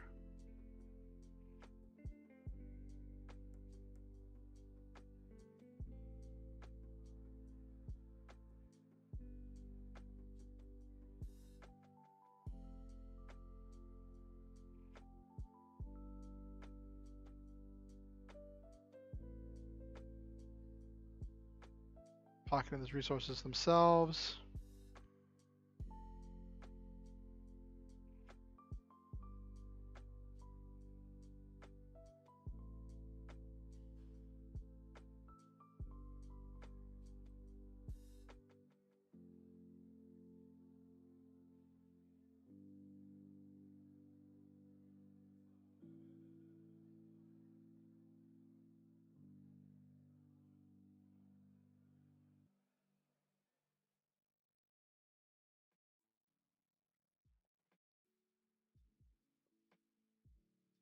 I've repasted it, and these are the lower temperatures, Okusen. These are the lower temperatures post repasting. I did some research, and my laptop has, well, when it came out in 2016, they were top of the line parts. This was like when it first was released, this was like $1,000 or $1,500 laptop.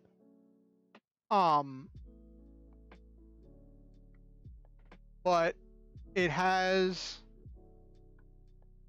it was notorious for the fact that it has terrible cooling capacity, which is one of the reasons why I don't game as much on it, because I need this laptop for so many things. Even playing easy, simple, smooth games, just anything that puts any load on my CPU or on my GPU will cause them to jump up in temps. Even simple games that I can scale down like Warframe cause my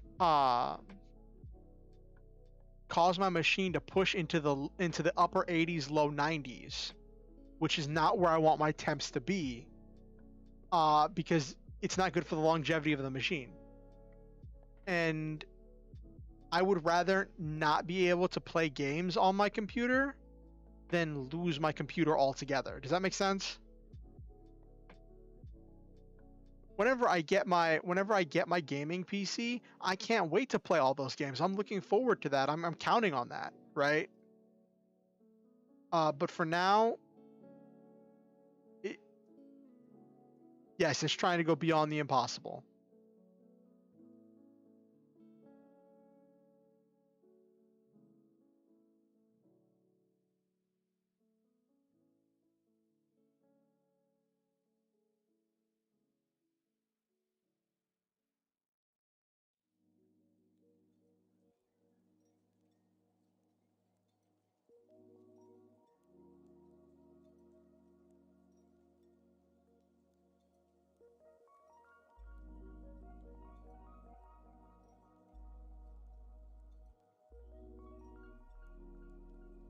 No, it's not a hero yet. It's got too much power and too small of a case. That's really the thing that it just has too much power and too small a case.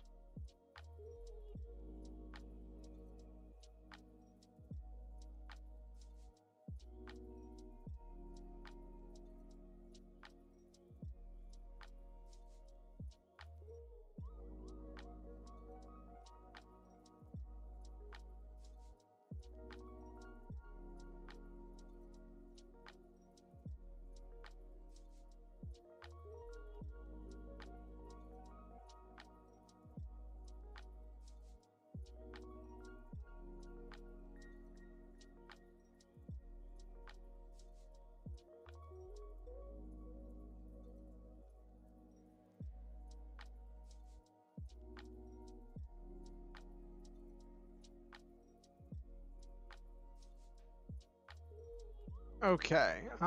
So we're making this personal by saying that it's Juniper, the character we've already been introduced to. I like using the characters that have already been introduced because it it just makes it move a lot smoother.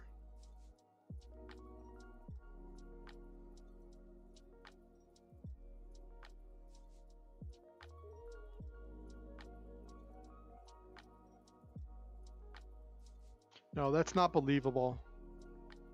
It doesn't sit well with me.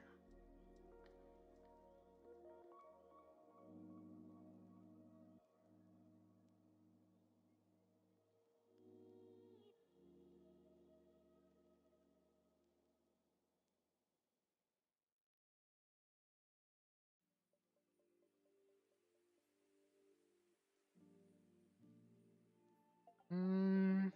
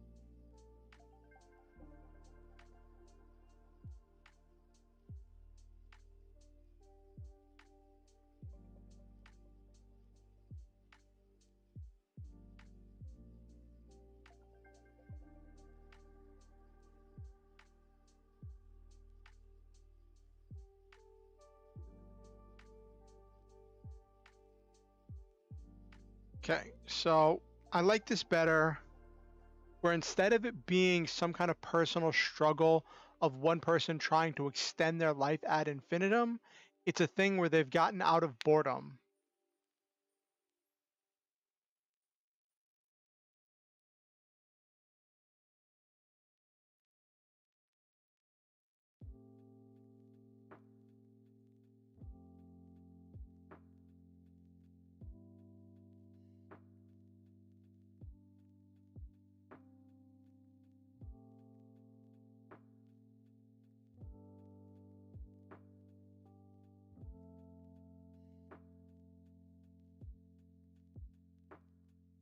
Oh, that's so great, Okusen. I'm so happy for you.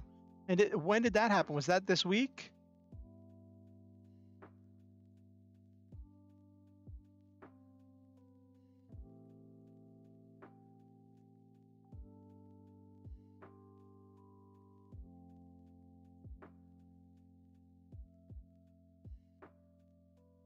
Okay, let's keep working.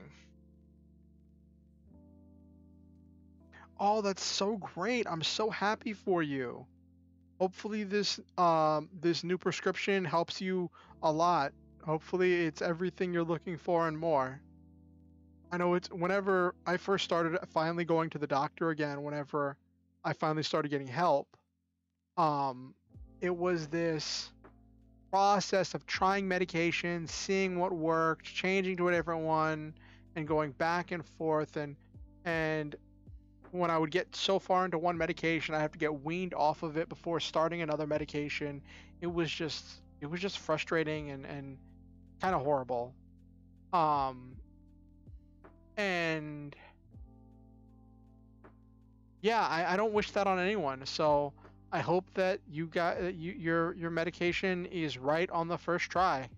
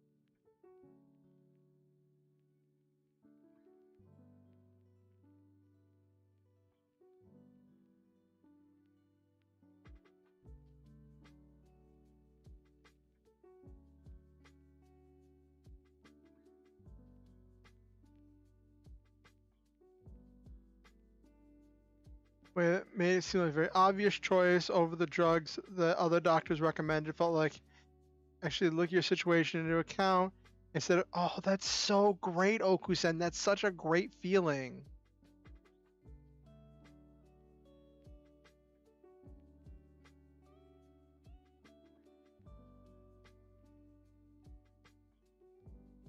Hey, Autumn, how are you doing? How are you doing tonight, Autumn?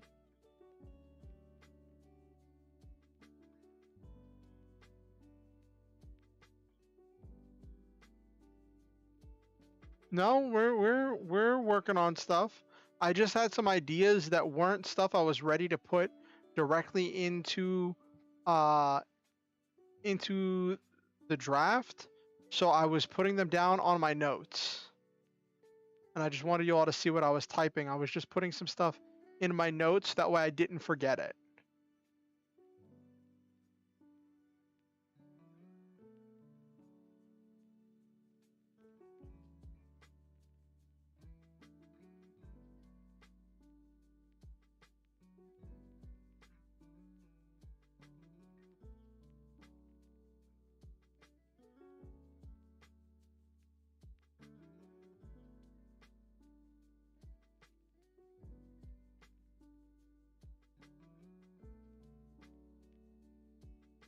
Well, you're not you're not late. You're you're getting here around the time when we're just really working on stuff. You missed the introduction where we were talking about stuff and I showed off the glasses I have for my new VTuber. I don't know if you can see them on my model there. Since I have glasses, I wanted my model to have glasses, so I got glasses on my model.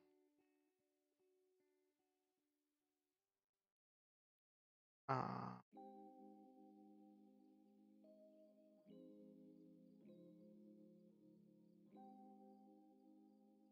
that's so cool, Autumn.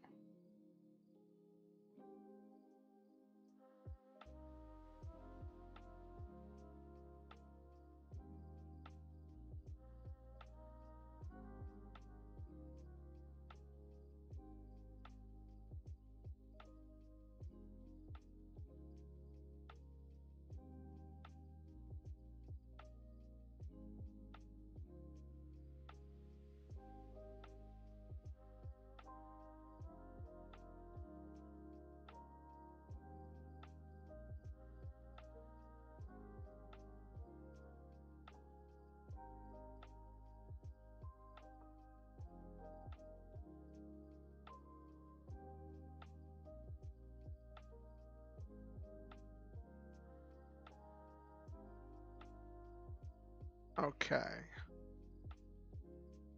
I like this better.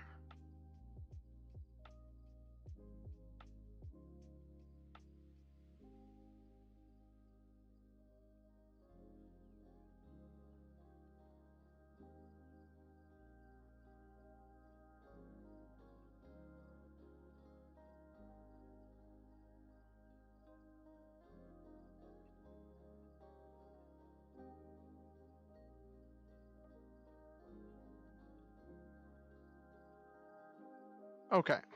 There we go.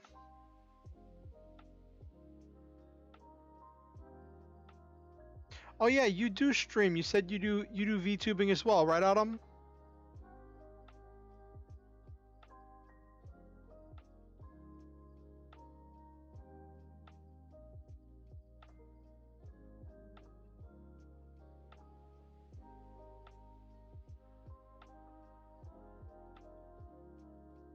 That's cool.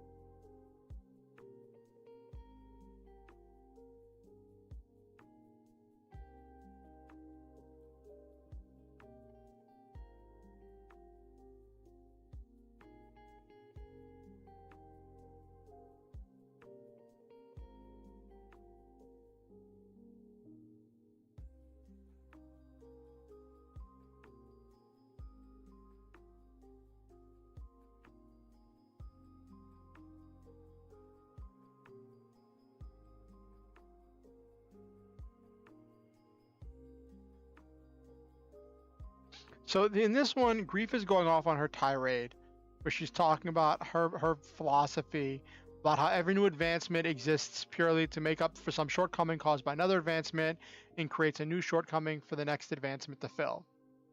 Endless loop of demand and supply that goes on forever and accomplishes nothing. This is based on a philosophy that one of my friends had back in middle school, which is kind of funny, but I think it makes for an interesting philosophy of uh of someone who isn't seeing the whole picture. Um because like I'm not saying that Grief is a child. She's like 44 years old. Um but she doesn't have the full information, which is how I would describe what my friend was doing, where he was having the same kind of philosophy, where he believed technology served no purpose. Every new technological advancement just fixed some problem caused by another technological advancement, and that all of it just amounted to absolutely nothing. And but he didn't have the full scope of what technology allows us to do, and I believe that was what was hampering that his mental processes there. Beyond the fact that he was a kid, because kids can be really smart when they want to be.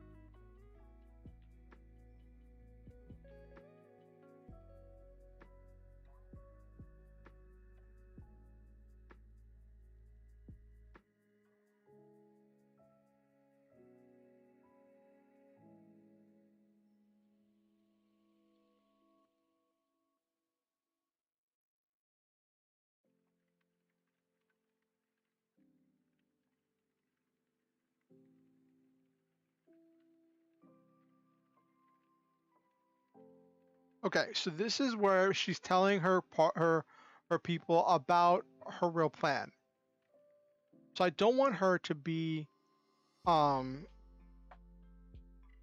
I don't want her to be like being underhanded with her people, which is to run counterintuitive to the fact that she's the pirate. So you'd expect her to be devious and plotting, but I want her to instead be completely complete upfront and honest with her crew, um to really make the reader question this thing of like who's really the good guy, because you'll see Hazel will have like in the last thing Hazel never told like I'm thinking we'll have it some stuff like Hazel and the other leaders will start to have some of their own plots, plans, and ploys as we get into further into the book. Um, but Grief will always be completely upfront with her people.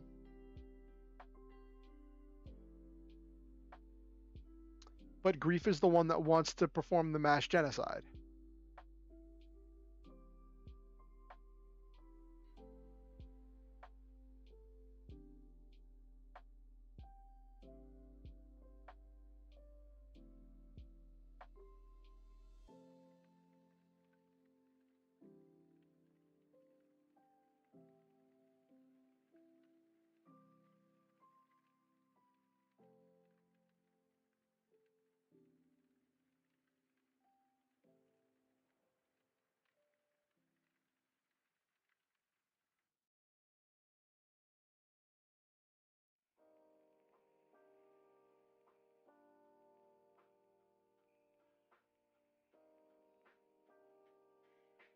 I want to back this up a little bit. I don't want a wall of text, so let me space this out a little bit.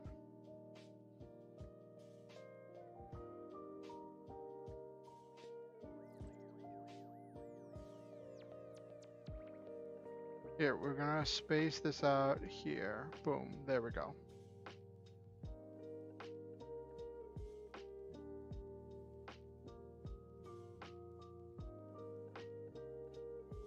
So I'll treat that as the crowd's dialogue. Because whenever you have a new speaker, you're supposed to get put on a new line. And I feel like that'll break up this visually so it's not a wall of text.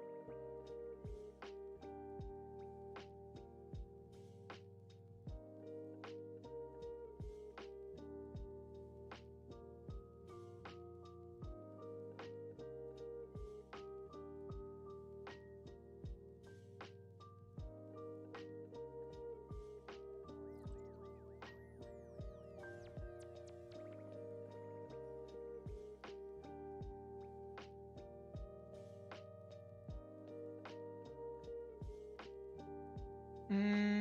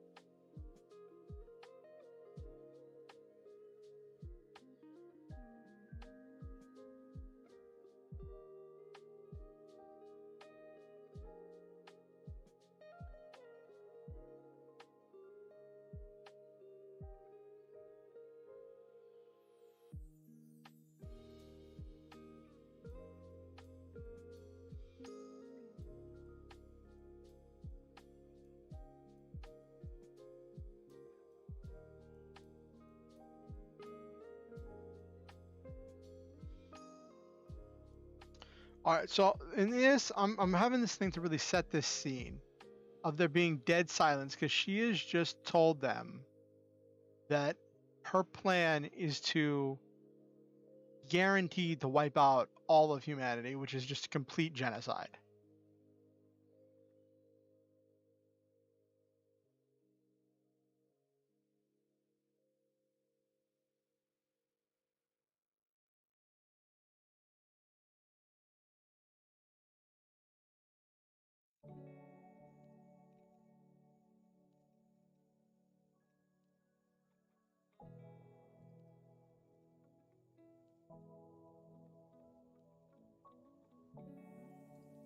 Yes. So this idea that like the massive engines that power the city that are normally so quiet now seem like a cacophony in this compared to this silence.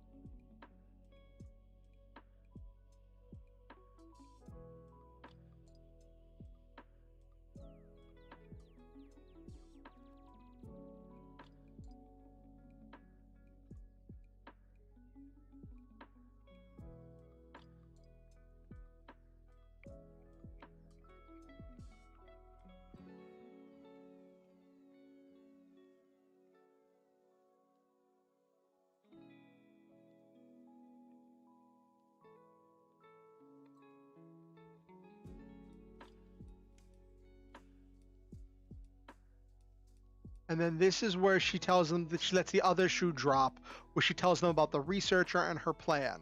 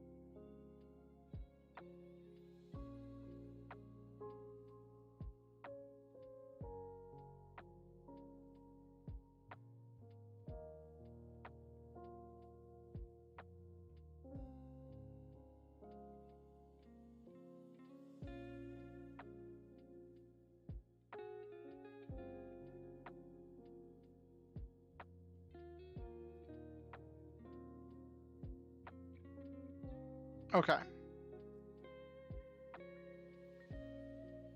So this is one point where I want this to also represent some of the mental situation of these pirates, because these are pirates who have been abandoned by society and have given up on society's rules, and most of them have been listening to this diatribe being spewed out by Grief on a regular basis about how society needed to end, and humanity was the final waste that had never been processed in all of our, like, the wasted human potential, which I like that line. Actually, I'm gonna write that down.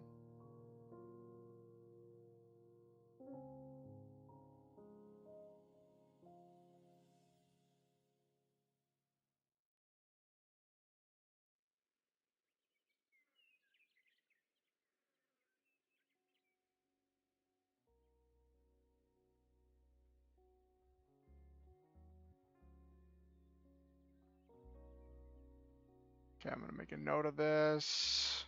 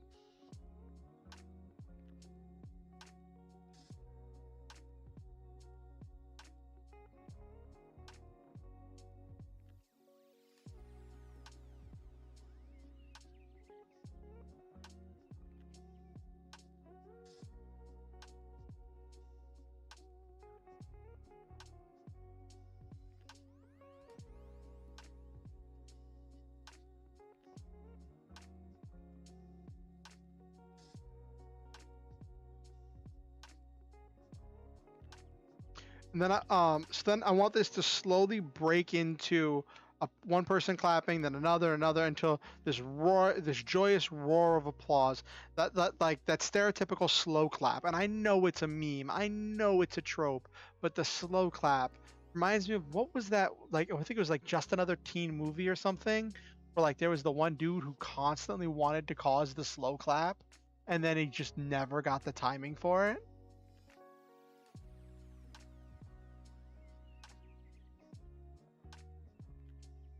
Not as many words as I would have liked, but let's see how many words we got today. 594. Okay, so just shy of 600 more words.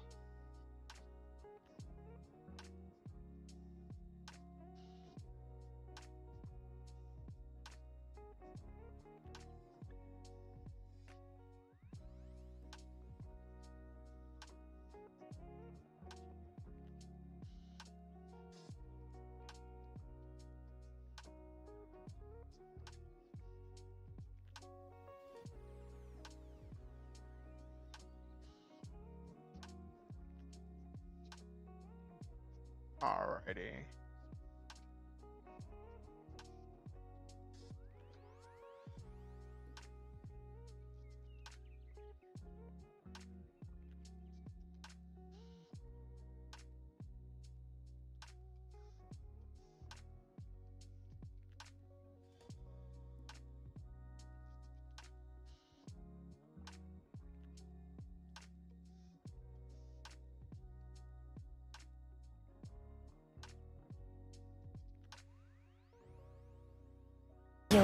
Oh, sorry about that. Pressed the wrong button there.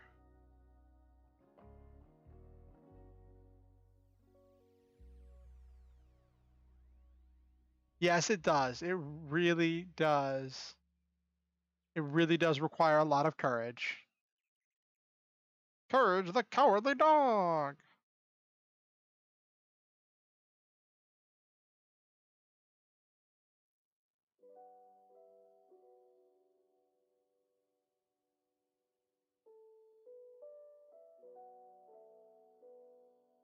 Until it becomes a group of people clapping, it's mentally taxing, just like a flash mob. Yes.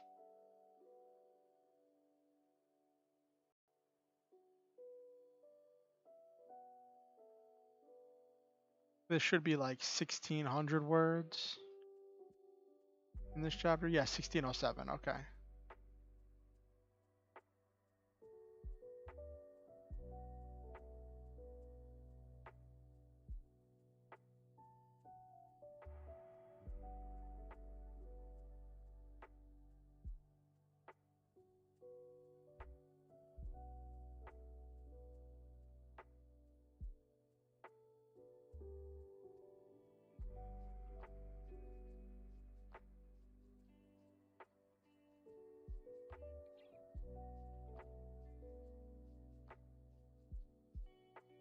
Alrighty, now let's do the math.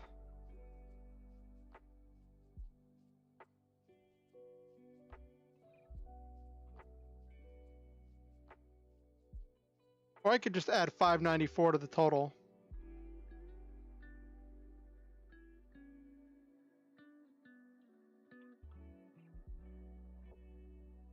$34,464. Okay.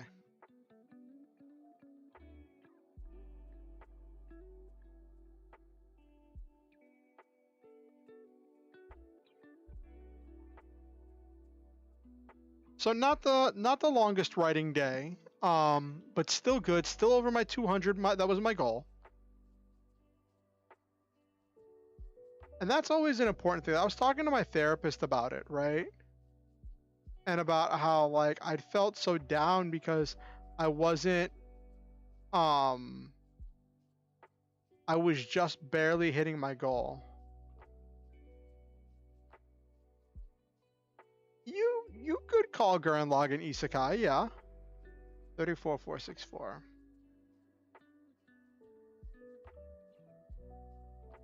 There's a lot of fours here.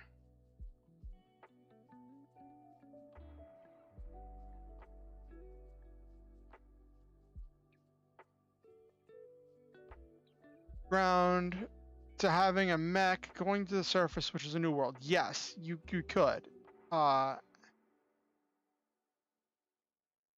All right, what have I got here?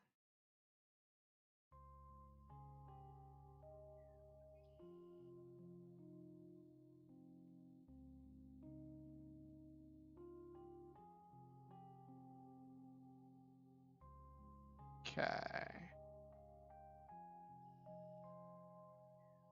All right. Yes, main character went to the surface world.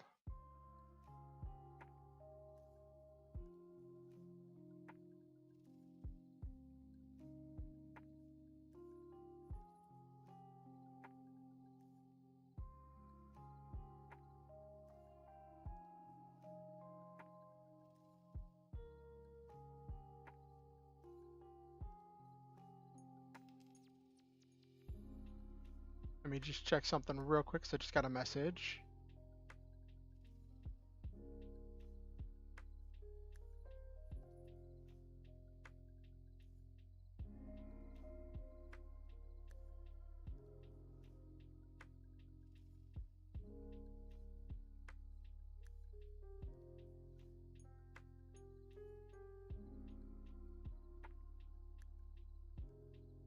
Okay.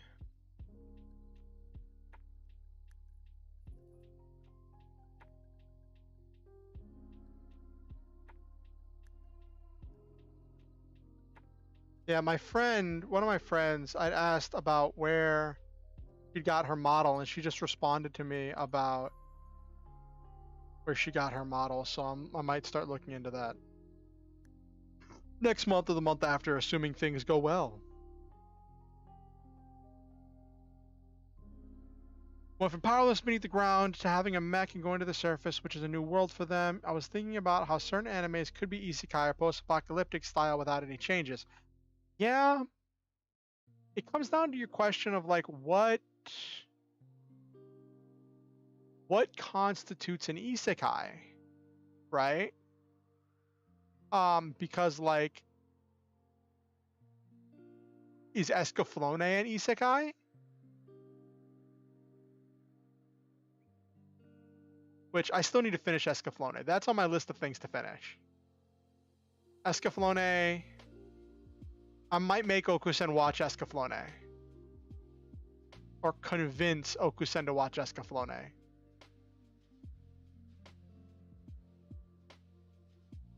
How many episodes is Escaflowne? That makes me wonder.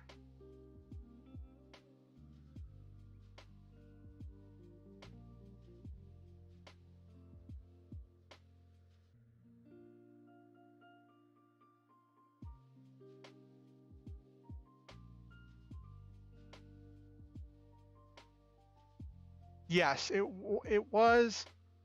Well, so one of the things that um really here we go. Escaflowne is 26 episodes. Okay. One of the things that's very consistent um with isekai is that they're an escapist fantasy. They're a power fantasy story about a main character who goes to be who goes to gain this great power, and um yeah, that's what they're generally about. And well, that's what SAO is at its core. It's this insane power fantasy about a character who's just good at games. I watched this YouTuber Mother's Basement, an AnyTuber, do a breakdown of why SAO would be a terrible game to play. And like one of the things that was really reinforced in that video, which I think is a really great video. It's an old video, but it's a really good one. Um was that uh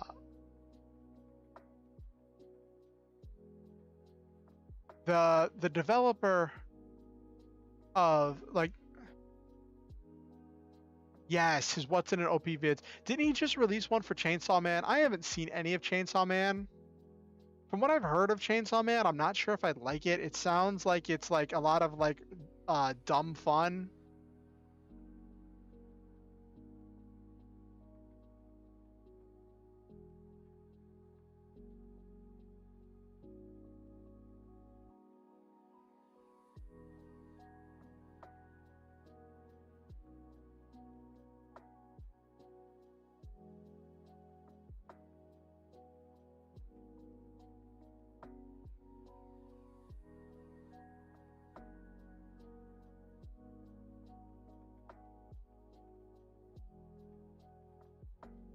Yeah, I think so. And the whole thing he was saying was that the writer of SAO didn't seem to know a whole lot about video games and was designing these games based on ideas of someone who wasn't a gamer. Right? Ideas of these novel concepts that make sense until you actually put them into practice in a video game. Um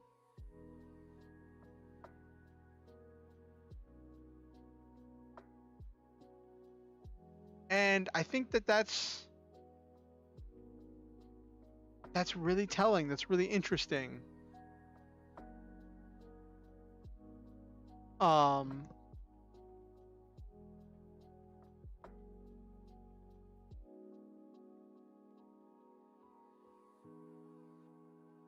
because there's this subculture of gaming where there are so many things that look like they're cool gamers. Like if you've watched any of those attempts of Hollywood to make hacking look interesting.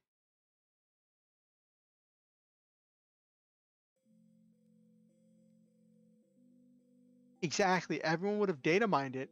And he had this idea that like whoever was the fastest, but like after a certain point, reaction speeds in video games outside of something like even in something like MOBAs, reaction speed doesn't have like you reach a plateau where there's like the human limitations. and there's not going to be someone who's just infinitely faster than everyone else. And that's not done without training and practice. And the idea of the dual wield skill was that the dual wield skill was supposed to be awarded to a player who had the highest speed, who had the highest natural speed. And like quickness of I don't know, quickness of mind, quickness of body. I don't.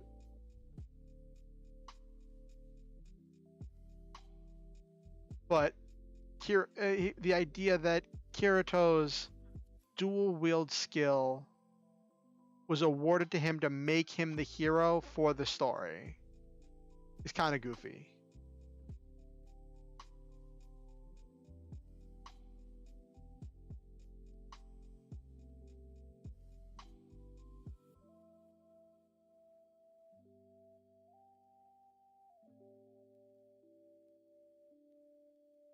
Also, the when he talked about the like, what was the numbers of SAO? Hold on.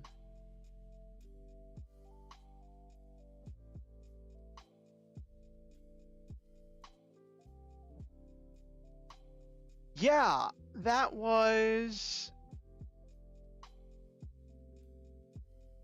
see, that's cool and all, but the fact that,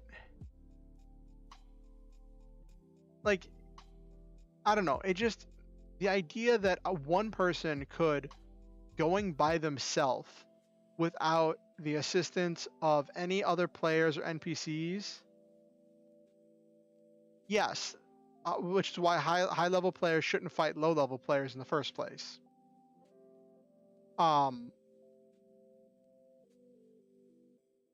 And also the fact that like they said that there was a rampant problem in their world of people finding sleeping players and then grabbing their hands and forcing their hands to press the accept duel button so that way they could kill them even in protected areas. Was like, I'm like, what? Who coded that?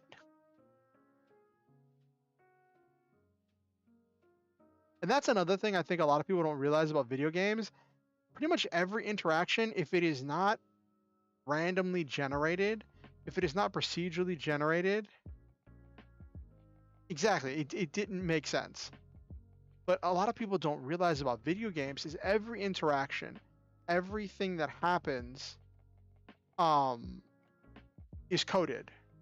Like every time you do something, there is someone had to code that. Yeah. Yeah. So like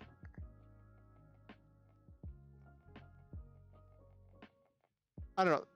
If they had beta testers, you're gonna tell me that no beta tester fell asleep during the beta and have someone like try forcing a duel with them? Like, come on now. Though I will admit that like SAO Abridged took all of the things I loved. Yes. Oh, well, what were you gonna say, Nabaru? Oh, really? Who did they refer to as the first dual wielder?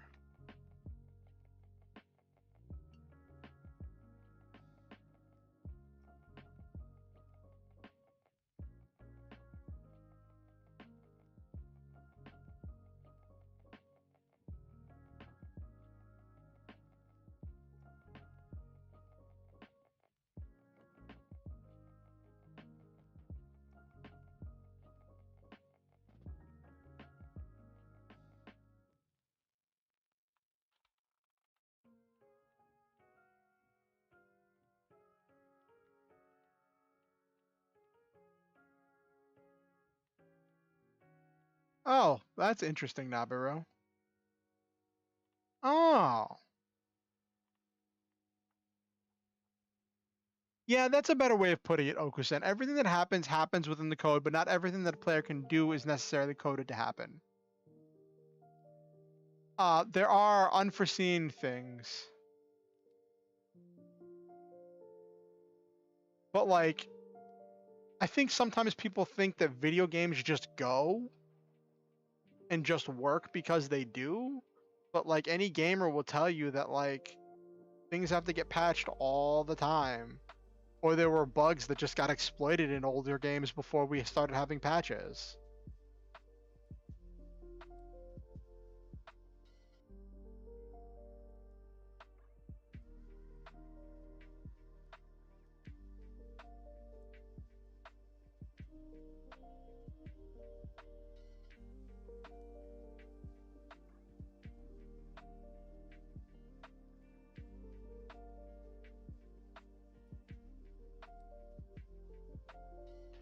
Unforeseen. Oh, you mean like cute noob eating a raid boss, which the game counts as HP drain.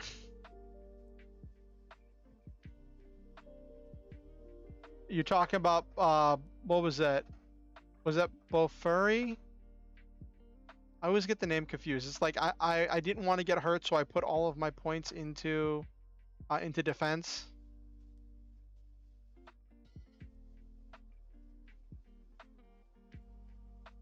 Yeah, Bofuri episode 1.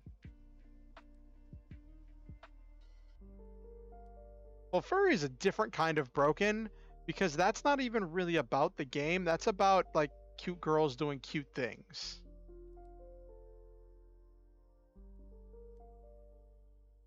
I think I saw one reviewer express that it was a thing where like the game existed as a setting where the cute girls did cute things.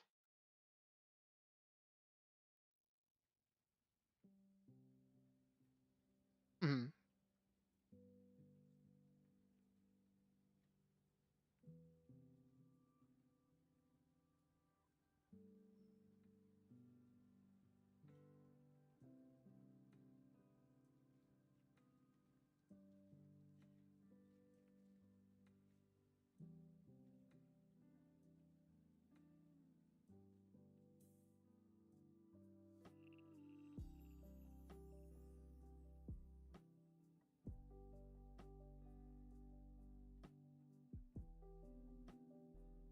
Mhm. She spent hours eating it. That's funny. That actually makes it even funnier.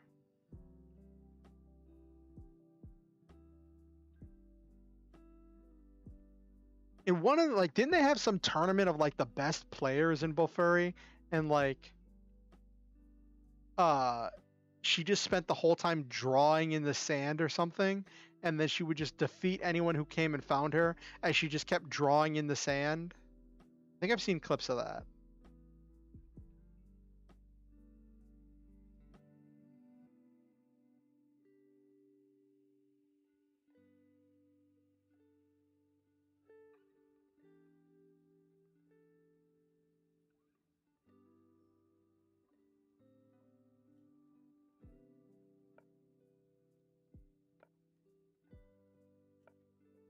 Yes.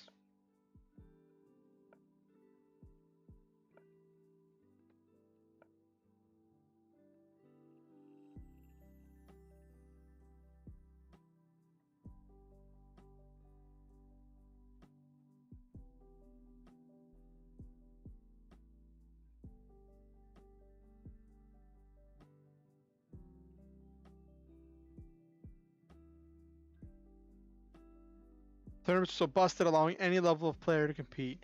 Yeah, that's like if any level of player can compete, there should have been tiers. There should have been like there's no reason you couldn't have multiple servers running them simultaneously or have them run in flights.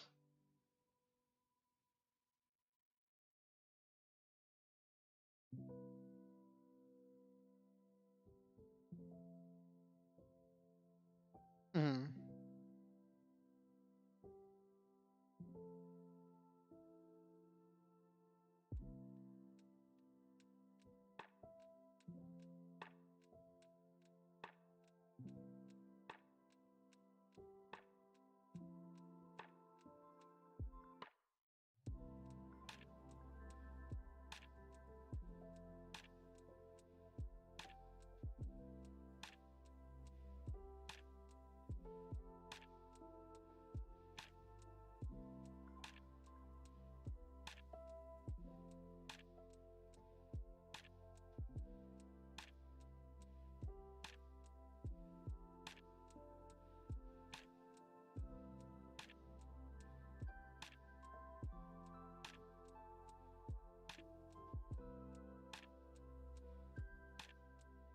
Yeah, it's an interesting dynamic.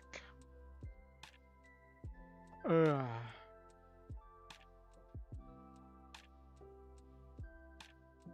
So I'd say tonight was pretty good. We got a lot of notes down, a lot of things, fleshed out a lot of the backstory. Level 60 is supposed to represent Kirito, the solo guy who goes for pure offense against main character who's all about fun and defense. That's quite a theory. Like, I wouldn't as like famous as Kirito has become in the isekai and the fantasy genre. I wouldn't be surprised if a lot of shows included a lot of anime or manga included references to him, you know, being this stereotypical black swordsman. I think whatchamacallit, uh SAO Abridged made a joke about the reason why everyone in Alfenheim online hated the Spriggans was because all of them were just cosplaying as Kirito. All of them just wanted to be Kirito. It was an entire race of people that were just wanting to be Kirito.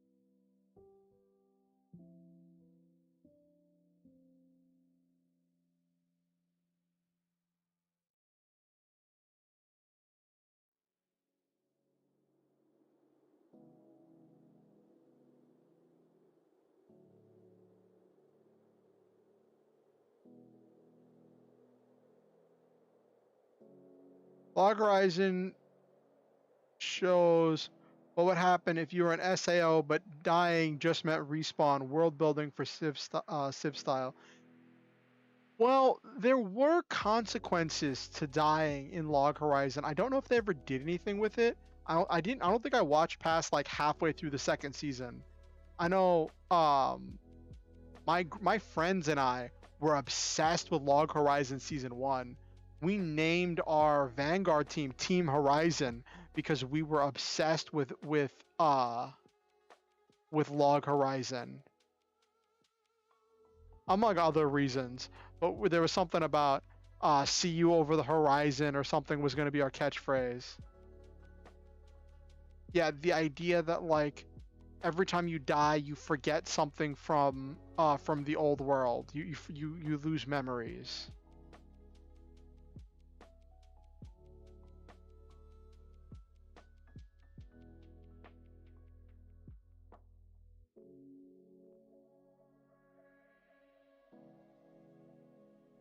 That just sounds completely OP.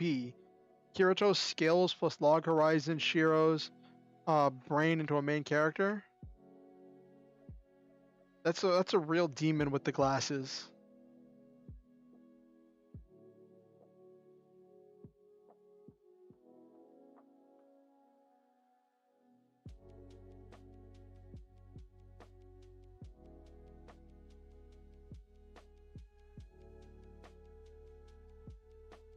So, as we're starting to wind down tonight, I want to ask, what do you all have planned for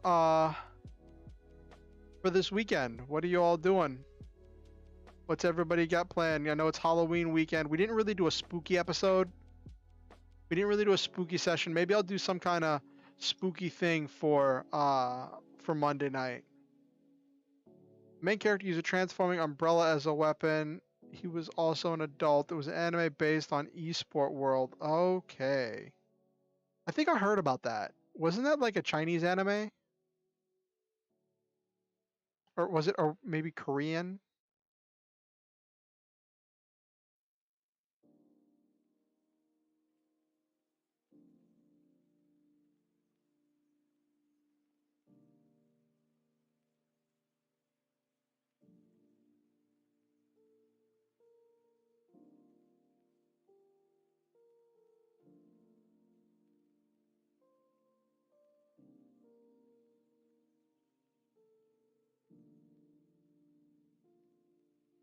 Okay. I wanted to show something off before we end for the night. So, our wonderful Okusen. Sorry, no, not Okusen. Someone who asked to only be identified as my old chap, dry-lipped Leonard.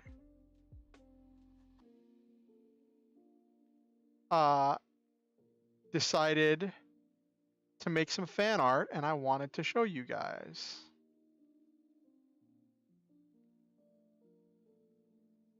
Yes, what an interesting name, Okusen. So what they did was they upscaled the picture of my mech. And if you look on there, they put a picture of me. Hold on, let me put this. They put a picture of me sitting on the mech.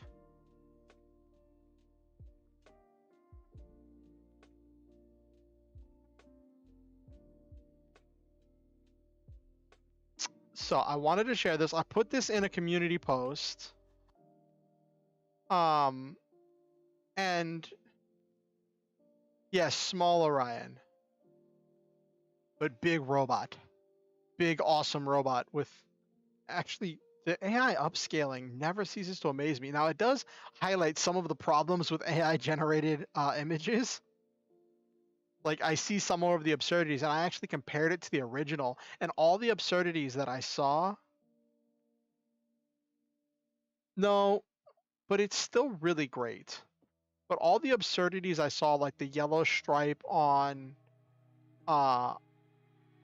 on the machine's left side, the weird yellow things protruding out the back of the arms, the odd right shoulder, and how that connects to the machine's body, all of that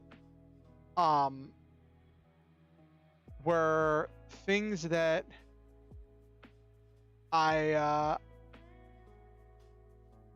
they were things that I saw in the original when I compared it to the original image.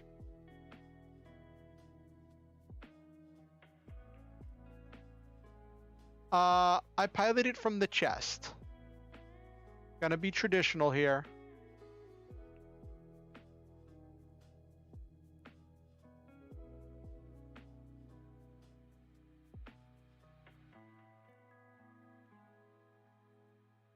No. No, Silva. I'm actually surprised, Silva. I'm not sure if you were around when we were generating this. Were you here for the stream where we generated this this robot? We did AI generated images.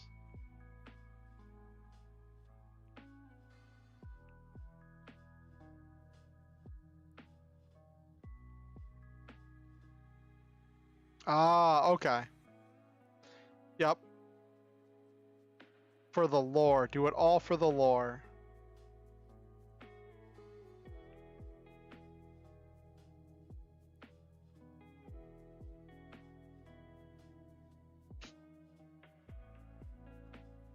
You can appreciate that, Silva. You can appreciate that.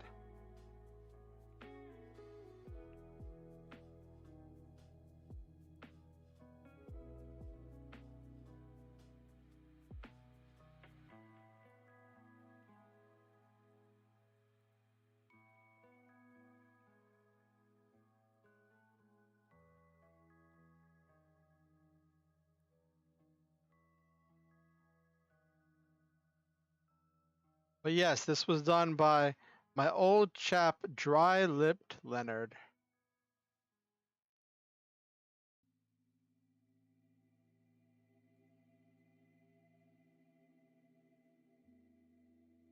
Oh no, Nabiru, are you thinking about something you buy again? Are you thinking about something you buy again, Nabiru?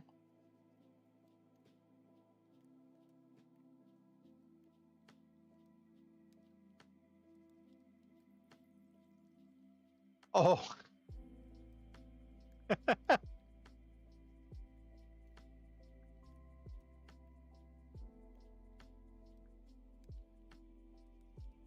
Also, I was curious, Nabaru, you said you got some images from Night Cafe that you might end up using for something. Were any of them like really cool stuff for like some of your OCs and stuff?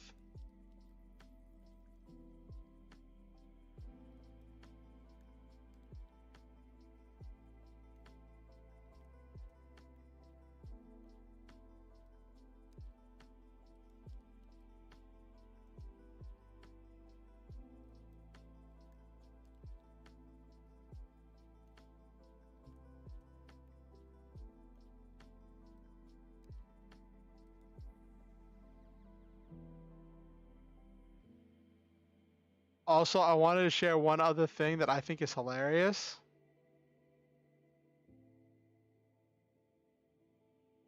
Oh, that's cool. Take a look at this. You see this text down here? Well, there's this like, let me see if can I zoom in? I just have to expand it.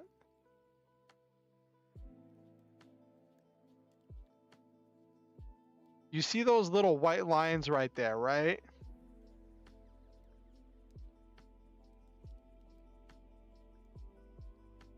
So when the AI is trained, they use a bunch of images in order to train the AI, right? All of a lot of the images they pull from will have a signature somewhere along the bottom at around this area. So when the AI was assembling this, it tried to assemble a signature. But I don't think it understood how letters work. And I don't think it understood the purpose of a signature.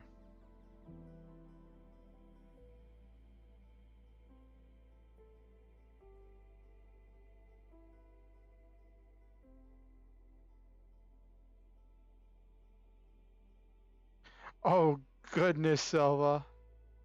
Well, we're just winding down anyway, so you're not going to miss much.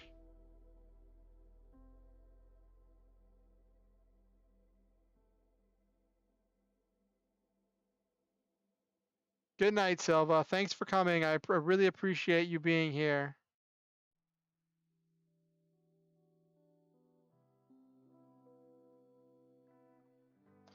Gonna stick that in the corner, in the fan art corner.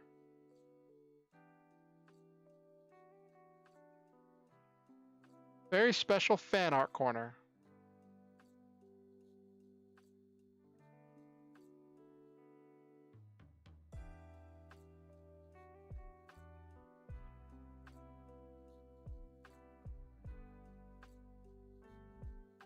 Yes, Leonard leaving the signature in for comedy.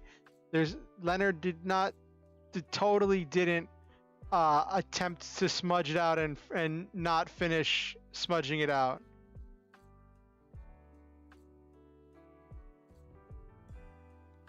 It's totally what happened.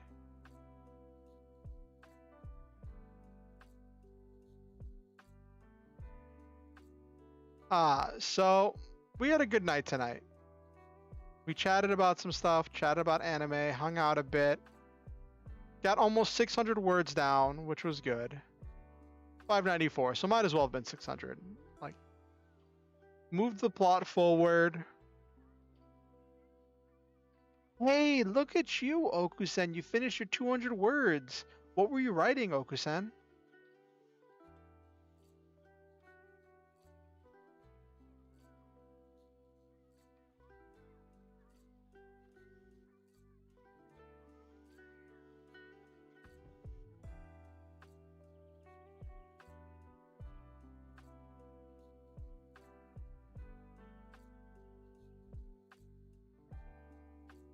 Background for a potential setting. Ooh, that's exciting, Okusen.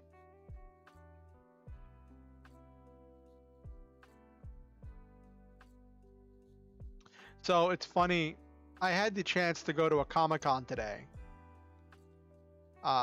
In my city, but I just didn't have the energy, and I just had to tell myself I cannot afford to drop $30 on a Comic-Con ticket. Yes, it's always fun working on background for potential setting. And so I didn't go, and I was kind of bummed that I didn't go. I kind of changed my mind, but my friend who I was going to go with had already left by the time I changed my mind, and I'm glad. I'm glad that he'd already left because it was probably for the best. I ended up spending some of that money on getting some Burger King and on the artwork that I may or may not ever get. Yo, may have gotten got. Anyway, let's wind down.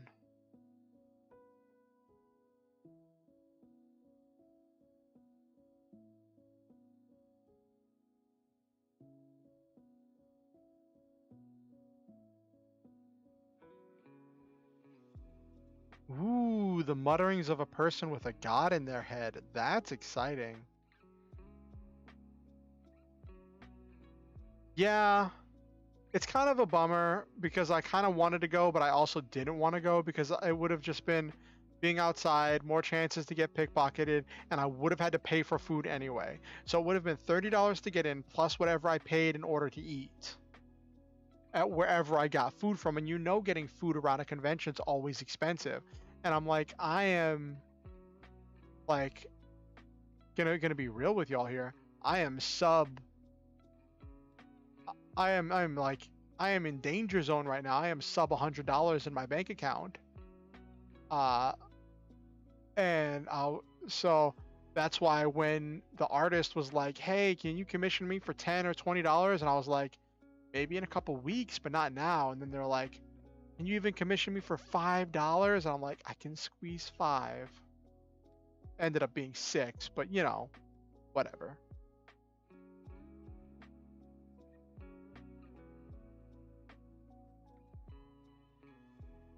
Yeah, that danger zone. And for me, it's a danger zone because I don't know, like, because I rely on government assistance, there's always a chance that something got messed up and I didn't know and I haven't found out because they only send out information by snail mail. And by the time I get the notice that something's wrong with my account or with my profile or with any of my stuff with the government, my cash assistance or my all of my assistance will be cut off, and then I end up struggling and having a time where I have nothing.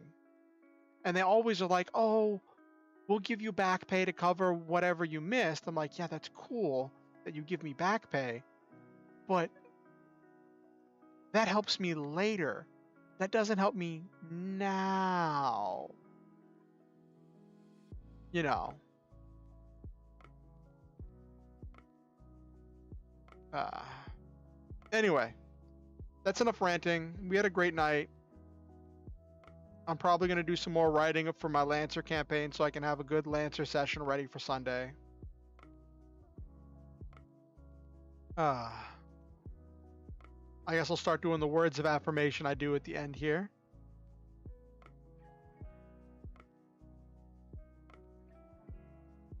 Ooh, you made something that looked a lot like a Vanguard card? Yes, Lancer will hopefully be fun. That's the hope for all the time, right?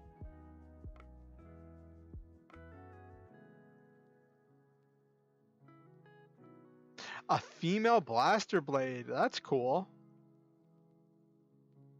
Maybe I'll make an AI art section on the Discord so we can separate AI art from traditional art. From AI art from like actual art. I don't know.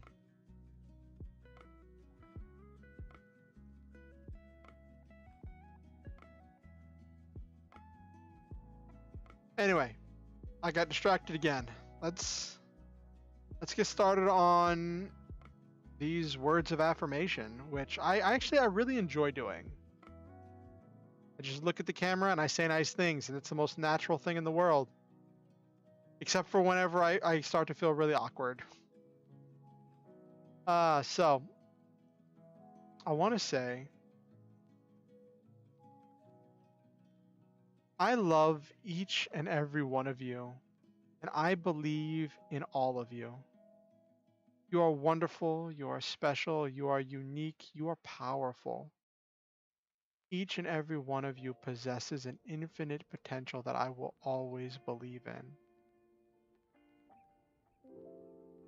Each one of you makes this world better just by being in it, and I am grateful every day to live in a world with you in it. I am honored to call you not only a member of my community, but also my friend.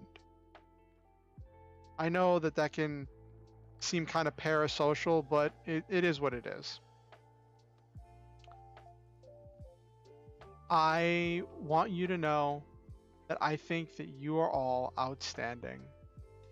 And I also want you to always remember the Star Hunter motto: shoot for the stars, have wonderful adventures, live your dreams, and always, always, always stop to enjoy the memes. If you want to keep up with what I'm doing here on YouTube, please subscribe and ding the notification bell. It'll let you know whenever I go live or whenever I post any new content. Uh, I also ask if you could help me out by liking the the stream. It helps the algorithm with sharing the VOD and getting my stuff in front of more eyes. And if you have anything that you want to see me do, any suggestions, any thoughts, any feelings, or opinions that you want to share, I ask that you be civil, but feel free to share those in the comment section.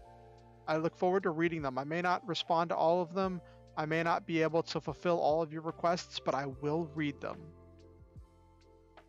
If you want to keep up with what I'm doing outside of YouTube, you can join the Discord. The link to that is in the description as well. Or you can follow me on Twitter. A link to that is in the description as well. I am very active on Twitter. I will usually do good night posts on Twitter. I don't do good morning posts because I'm not a morning person anymore. It's funny. I used to wake up super early to watch cartoons in the morning, but now, bleh. Anyway. And if you ever feel motivated to donate to improve the stream or improve my life in any way, there are links where you can do that in the description below. Please don't give more than you're able, and just know that you don't have to give money for me to care about you. Have a wonderful night, everybody.